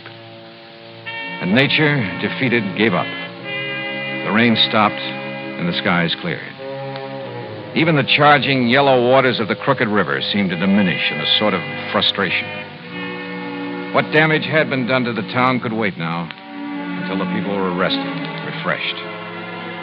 As Lee Harkins and I plodded wearily over to the village inn, I noticed that the streets were deserted. Yeah, even as the long gray fingers of dawn reached up into the sky, the town, exhausted, slept. Unmindful of the rooster in someone's backyard who sought to rouse it. Nor did we rouse the innkeeper, but picked a couple of rooms and settled down to rest our weary bones. But I couldn't sleep. Somewhere in the back of my brain, a little worry began to form, to peck away at me. In all of Carteret the night before, there'd been one man and one man only who'd ignored the common good to look after his own selfish interests. I went into Lee's room and awakened him. Oh, no, Johnny, later. Come on. I'm so dead I can hardly go back to sleep. Well, No, come on. Just a couple of questions, Lee. Listen to me. Oh, why don't you let me sleep? Over 100,000 insurance, you said. Yeah, 100 and... Oh, I don't know. Well, if you Yeah. ask me, that's too much for a business of any kind in a town this size. Much too much. So maybe I gave him a break on his valuation. Yeah. You know, to help sign up some of the other merchants. But 100,000 of insurance money would give him enough to live on the rest of his life. Oh, now, look, why don't you go back to bed, Johnny? Lee, he knew about that dam at the railroad trestle. And so far as I could see, he was the only one who did. Well, everybody else was so busy at the levee. But did he try to do anything about it? No. Instead, he went through the motions of trying to protect his property. But he knew that if that levee broke, nothing would save it. All right. Chalk it up to panic. Panic, huh? He fought to keep us from getting that dynamite, the one thing that could save the town. He kept those workmen away from where they might have done some good, at the levee. He alone wanted that levee to break. But good heavens, Johnny, you're right. You must be. Yeah, I'm right. I'm going out and look for Mr. Fred Norlock. Yeah, but there isn't a soul out there. Everybody's... Maybe. That's what I want to find out.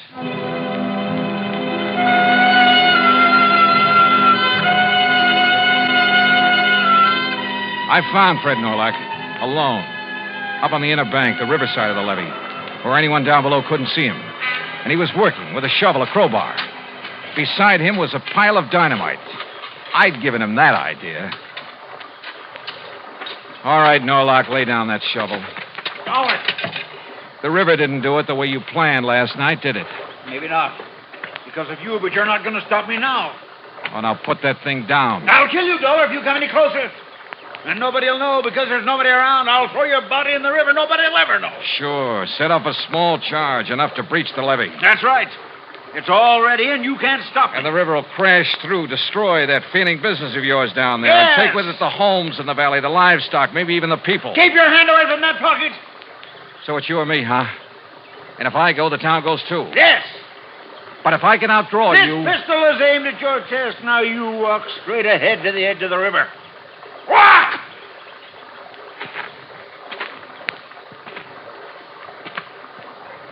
Johnny! What? Now! No! Oh, yes!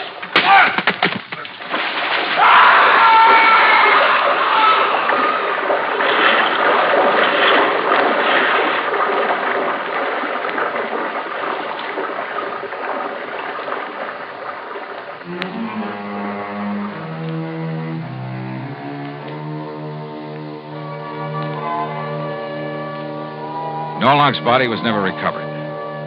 He'd lived alone. He died alone. A crooked man in the crooked river. Nor was he mourned in the little town he'd tried to destroy.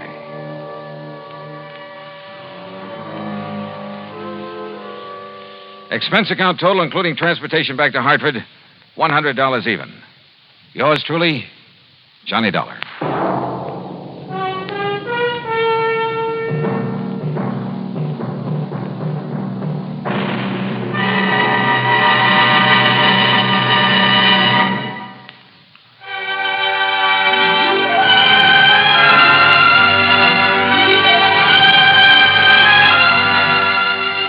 Truly, Johnny Dollar, starring Bob Bailey, originates in Hollywood and is produced and directed by Jack Johnstone, who also wrote today's story.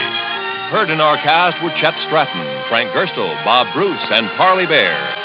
Special sound patterns by Tom Hanley and Bill James. Be sure to join us next week, same time and station, for another exciting story of yours truly, Johnny Dollar. This is Roy Rowan speaking.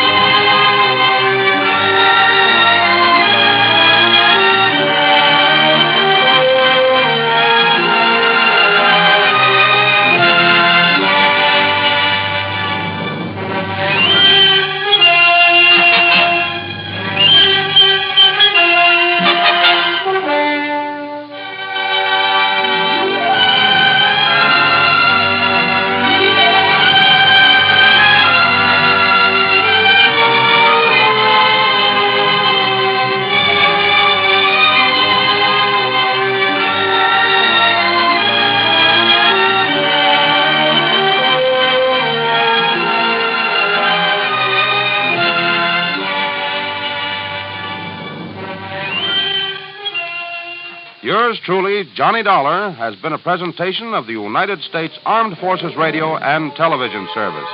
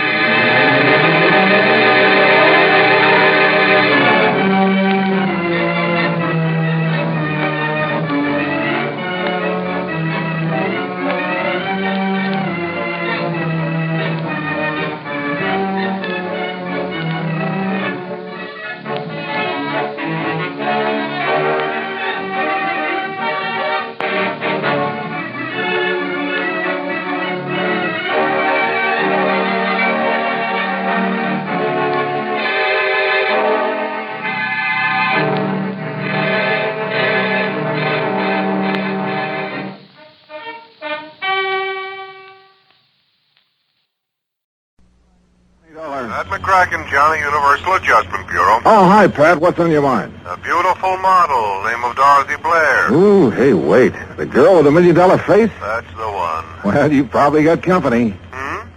She's on a lot of people's minds. Well, she's no daydream to me. She's a nightmare. How come?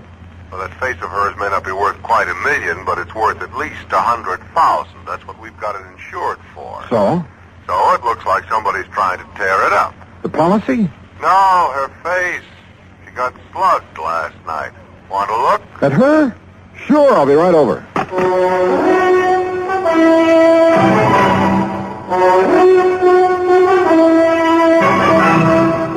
Bob Bailey in the exciting adventures of the man with the action-packed expense account.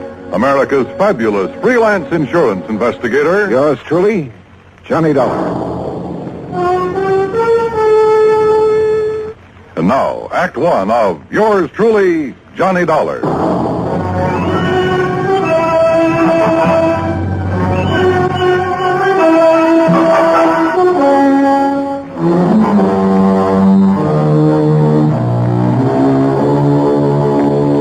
Expense account submitted by Special Investigator Johnny Dollar to the Home Office, Universal Adjustment Bureau, Hartford, Connecticut. Following is an account of expenses incurred during my investigation of the model picture matter. Expense account item 1, $1.20 for a taxi from my apartment to your office, Pat, where I picked up Dorothy Blair's address, then headed for New York. That's item 2, $36.20. I arrived at her apartment just as the doctor left. Even with a couple of bandages on her face, I think you got a bargain, Pat, insuring it for only $100,000.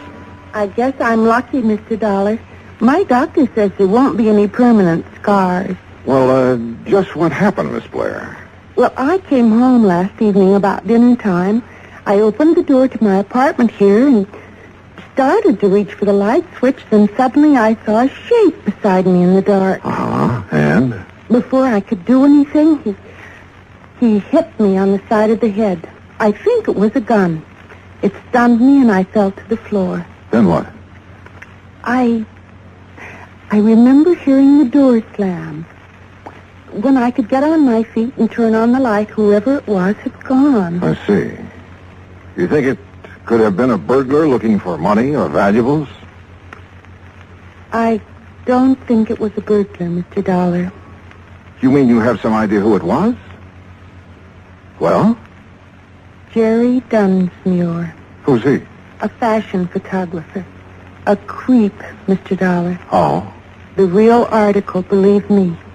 They ought to put that guy's eyes in jail. You modeled for him before? About a year ago. I swore I'd never do it again, and I didn't. Until yesterday.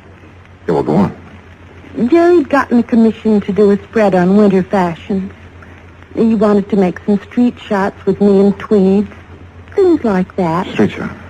Well, I figured the street would be a lot safer for me than his studio. But it didn't turn out that way, huh? No. After the second picture, he started in again with the same old line. And he's not very subtle, believe me. So? So I walked out on him. He didn't like it. But is that enough reason for him to break into your apartment and slug you? It wouldn't be for most people. But like I say, he's a creep. Yeah. Okay, Miss Blair. Thanks. I'll have a talk with Dunsmuir. And that was easier said than done. I took a cab to his address. That's item 3, $1.60. But his studio was locked up tight. So I contacted my old friend, Detective Lieutenant Al Rico at 18th Precinct Headquarters. You think you got troubles, Johnny? Try some of mine on for size. Oh, like what, Al? Like an unsolved murder I got tossed in my lap. Oh, that one I've been reading about. The girl up in... Yeah. Edith Summers. No lead. Sure, a real fat lead, except it's no good. Her ex-boyfriend, Ed Chatsworth. Lots of motive, but no case. Alibi? Airtight. So I got troubles. Now tell me yours. Mine? Well, I'm trying to get a lead on a fashion photographer named Jerry Dunsmuir. Dunsmuir? I never heard of him. How come you're interested? Dorothy Blair got slugged last evening. Oh, yeah, the girl with the $1 million face. I heard about it. She thinks Dunsmuir might have done it. I went up to his studio to have a talk with him, but it was locked up. Well, I'll have her files checked, but if we had anything hot on him, I think I'd remember. Yeah. Well, it was just a chance. Excuse me. Rico. What? Yeah. Okay, I'll be right down. That was about your Jerry Dunsmuir, Johnny. Oh? A couple of my boys have found him. Great. Yeah. They found him floating face down in the river. Act two of yours truly, Johnny Dollar, in a moment. And now, Act two of yours truly, Johnny Dollar, and the Model Picture Matter.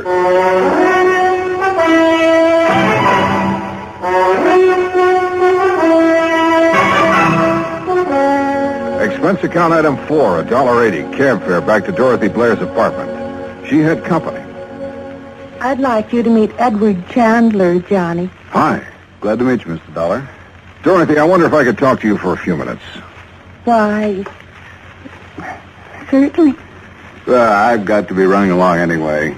Still okay for dinner, honey? Sure. 8 o'clock. I'll pick you up. Bye, Mr. Dollar. Yeah, so long, Chandler. Dorothy. Did you talk to Jerry Dunsmuir? Now, look, you say Dunsmuir tried to get a date with you when he was taking some fashion shots of you on the street yesterday. That's right. He was pretty persistent about it. That's putting it mildly, John. And you think Dunsmuir is the one who was hiding in your apartment and slugged you last evening? Yes. I think he must have been the one. Why, who else could it have been? And why are you asking me all this again? There's nothing you haven't told me, Dorothy. Of course not. Why?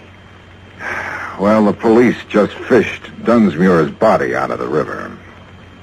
He was murdered? I haven't seen the medical examiner's report yet, but it's a good bet. People don't usually go for a swim with all their clothes on. But who could... Johnny, you certainly don't think I had anything to do with it. I didn't say that, Dorothy. But your tone of voice, the question. Look, I'm telling you the truth, Johnny. Can you prove it? I can prove the part about him taking pictures of me yesterday. This manila envelope. It came in the mail today. Here. It's from Dunsmuir's studio. He always sends me prints. See? Here's one of me in a tweed coat. Here's one in a fingertip length. Okay, so he took pictures. I still want to know why you think it was Dunsmuir who slugged you if you couldn't see his face in the dark.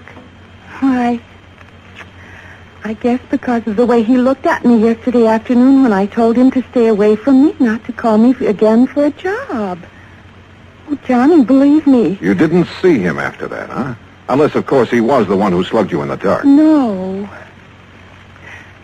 I didn't have anything to do with what happened to him, and I don't know who did. It's the truth, Johnny. Okay, Dorothy. If it is, I'll find out sooner or later. But if it isn't, I'll find that out, too.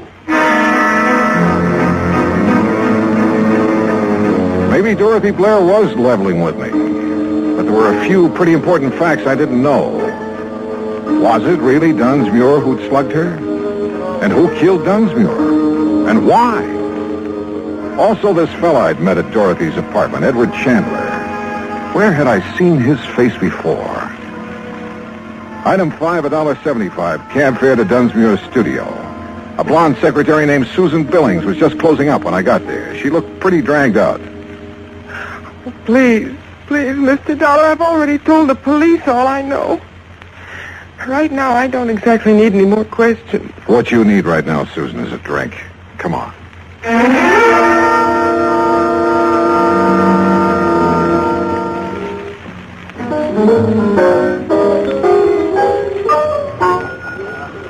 Feeling better, Susan? Oh, yes. Thanks. But I really don't know anything that would help you, Mr. Dollar. How long did you work for Jerry Dunsmuir? About a year. And you can't think of anyone who'd have reason to kill him? Nobody. You know he had quite a reputation for being sort of eager with some of the models. That was a long time ago, Mr. Dollar. He'd changed. Not according to Dorothy Blair. I'm not interested in Dorothy Blair or lies about Jerry. Tell me, do you happen to know a man named Edward Chandler? I met him at her apartment. No. Did Jerry Dunsmuir ever mention him? Not that I remember.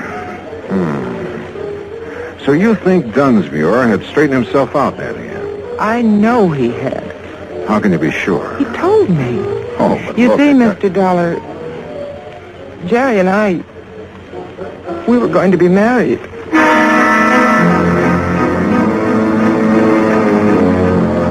Either Dorothy had been lying to me about what kind of a guy Dunsmuir was, or else Susan had been living in a dream world. Either way, I was fresh out of leaves. I headed back to Lieutenant Rico's office, hoping I'd find some there. Johnny, the only thing we know for sure about Dunsmuir is that he sure had a weakness for women. Yeah, but Susan Billings believes that she was his one true love. I know. And I've been thinking about her. Maybe she found out about Dunsmuir's activities and didn't like it. It's a possibility. But if she knows more than she's told us, she's a pretty good actress. The same goes for Dorothy Blair, which reminds me I want to have another talk with Dorothy. I picked up a couple of names out of Dunsmuir's past, and I want to see if they mean anything to her. Want to come along? Sure, but we'll have to hurry. Hurry? Why? She has a dinner date with a guy named Chandler at 8 o'clock, and it's 1:45 right now. Okay, let's go.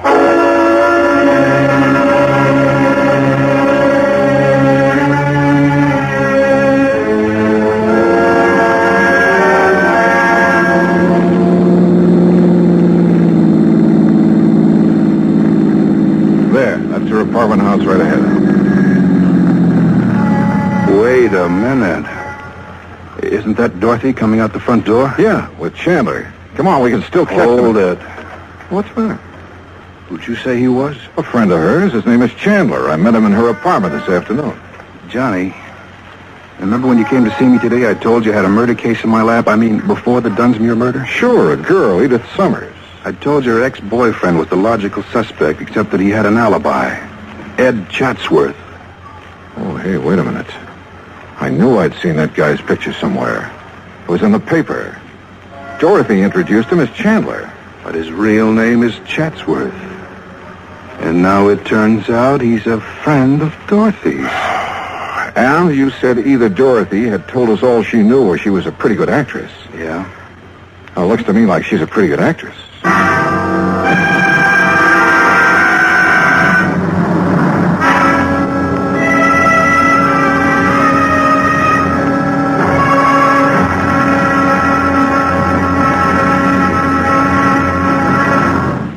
Act 3 of yours truly, Johnny Dollar, in a moment.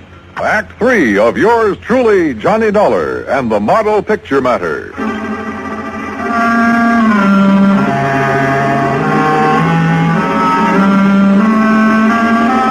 Well, it had started out as a real simple assignment, but it hadn't stayed that way long. All of a sudden, we had two murders on our hands, and it looked like there was a connection between them. Now, watching Dorothy Blair leave her apartment with Ed Chatsworth, we realized that she was somehow right in the middle of them. They're driving off in his car. Gonna tail him, Al? That won't be necessary. Ever since I questioned Chatsworth about the Edith Summers killing, I've had a tail on him. No, Johnny, what we better do right now is start putting some pieces together and see what they add up to. Okay. The first victim was Edith Summers. Killed in her apartment, the Blackton Arms. And you figure that her ex-boyfriend, Ed Chatsworth, had the motive. Well, we heard that Chatsworth wanted to drop her, but she wouldn't drop. But you say he has an alibi. Two people swear he was out of the city the day that she was killed. All right. Dorothy Blair gets slugged in her apartment. She thinks the photographer, Dunsmuir, did it. Then Dunsmuir winds up dead that night. Right. And now we find out Dorothy and Chatsworth are friends. Begins to add up, Johnny. You think Chatsworth was trying to drop Edith Summers for Dorothy? If so, maybe they rigged a deal. Chatsworth was to get out of town while Dorothy handled Edith Summers. In that case, you're figuring Dunsmuir found out about the deal and came to blackmail Dorothy. Right. She won't go for it, so he slugs her. Then either she or Chatsworth, or both of them, decide to close Dunsmuir's mouth for keeps. It's a possibility, Al. Yeah. It is a possibility, isn't it?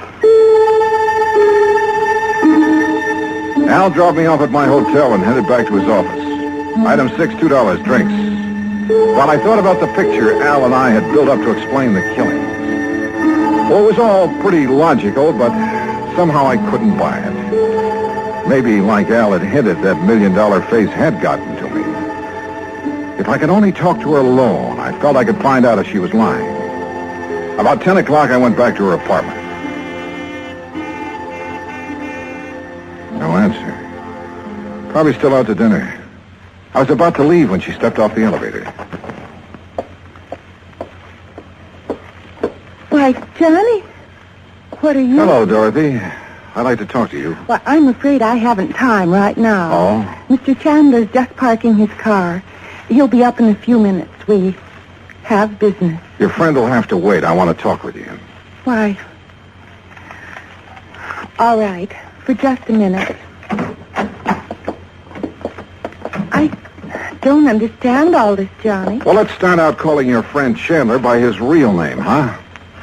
What? Ed Chatsworth. I don't understand. I thought his name was Chandler. Oh, yeah? What's this all about, Johnny? Oh, drop the act, Dorothy. I suppose the name Chatsworth doesn't mean anything to you. Why, no, it doesn't. How about Edith Summers? Wait. She was the girl who was killed the day before yesterday. She sure was. I read about it in the papers. But I didn't know her, Johnny. You're sure you and Chatsworth didn't happen to arrange her death? Johnny. What's this all about? And your friend Dunsmuir, he wasn't by any chance trying to blackmail you? I don't know what you're talking about. Please, believe me. I didn't have anything to do with either of those killings. Johnny, I swear it. Okay, Dorothy. I guess I never could buy it. But I don't get this buddy-buddy routine, you and Ed Chatsworth. I only met Ed Chatsworth, or Chandler, as he called himself, yesterday. Let's have that again. That's right. He said he was organizing a big promotion and wanted to feature me in it. Why would he give you a line like that? I didn't realize it was a line. He sounded very convincing. He said he wanted to see some of my pictures to see if Pictures? Wait a minute. Those pictures Dunsmuir took of you. Ed's coming up any minute to see them. He wanted to see some outdoor shots, he said. When did Dunsmuir take those shots? The day before yesterday. The day Edith was killed. Where did he take them? We moved around from place to place. You still have the pictures? Right there on the table. Come on, let's take a look. Are these all that he took? As far as I know. Yeah. No, nothing here except you. Here, wait. This shot. Looks like the front of an apartment house. Part of the name in the picture. Blackton Arms. The apartment where Edith was killed. Johnny, look. In the background. A man stepping out of the apartment house. Yeah, out of focus. Hard to... Hold it. What is it? Is there a service entrance to your apartment? Yes. Somebody just came in. Get down. I shoved her to the floor and hit the light switch. None too soon. I eased out my gun but couldn't see a thing. And I knew I had to locate him before he located us. There was a cigarette lighter on the coffee table. I heaved it toward the kitchen and my aim was pretty good. The flash of his gun pegged him for me. I turned on the lights. It was Chatsworth, all right. I'd hit him in the shoulder, but he'd keep for the state. Johnny. He's the one who killed us, Edith Summers. Yeah, sure. He had an alibi rigged, but he spoiled it by walking out of her apartment into the background of that picture Dunsmuir took of you. Then he's also the one who was in my apartment. He probably recognized you by your face. Figured he could find the name of the photographer here. Slugged you when you came in. And I thought it was Jerry Dunsmuir. Poor Jerry. Yeah. Well, I imagine when Chatsworth comes to, we'll find that he killed Dunsmuir to get the negative. He certainly wanted that picture. Yeah. Most pictures don't do people justice. But I guess this one will do him all right.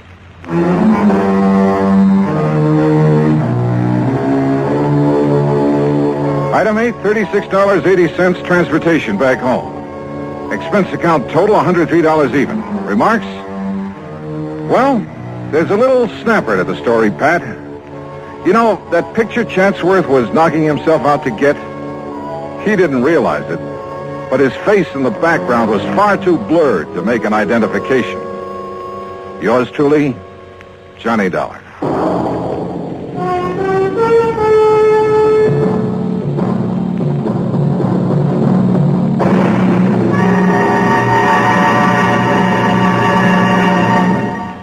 Our star will return in just a moment. Now, here is our star to tell you about next week's story. Next week, well, the darling of me heart comes back to plague me again. My old friend Meg McCarthy. So join us, won't you? Yours truly, Johnny Dollar.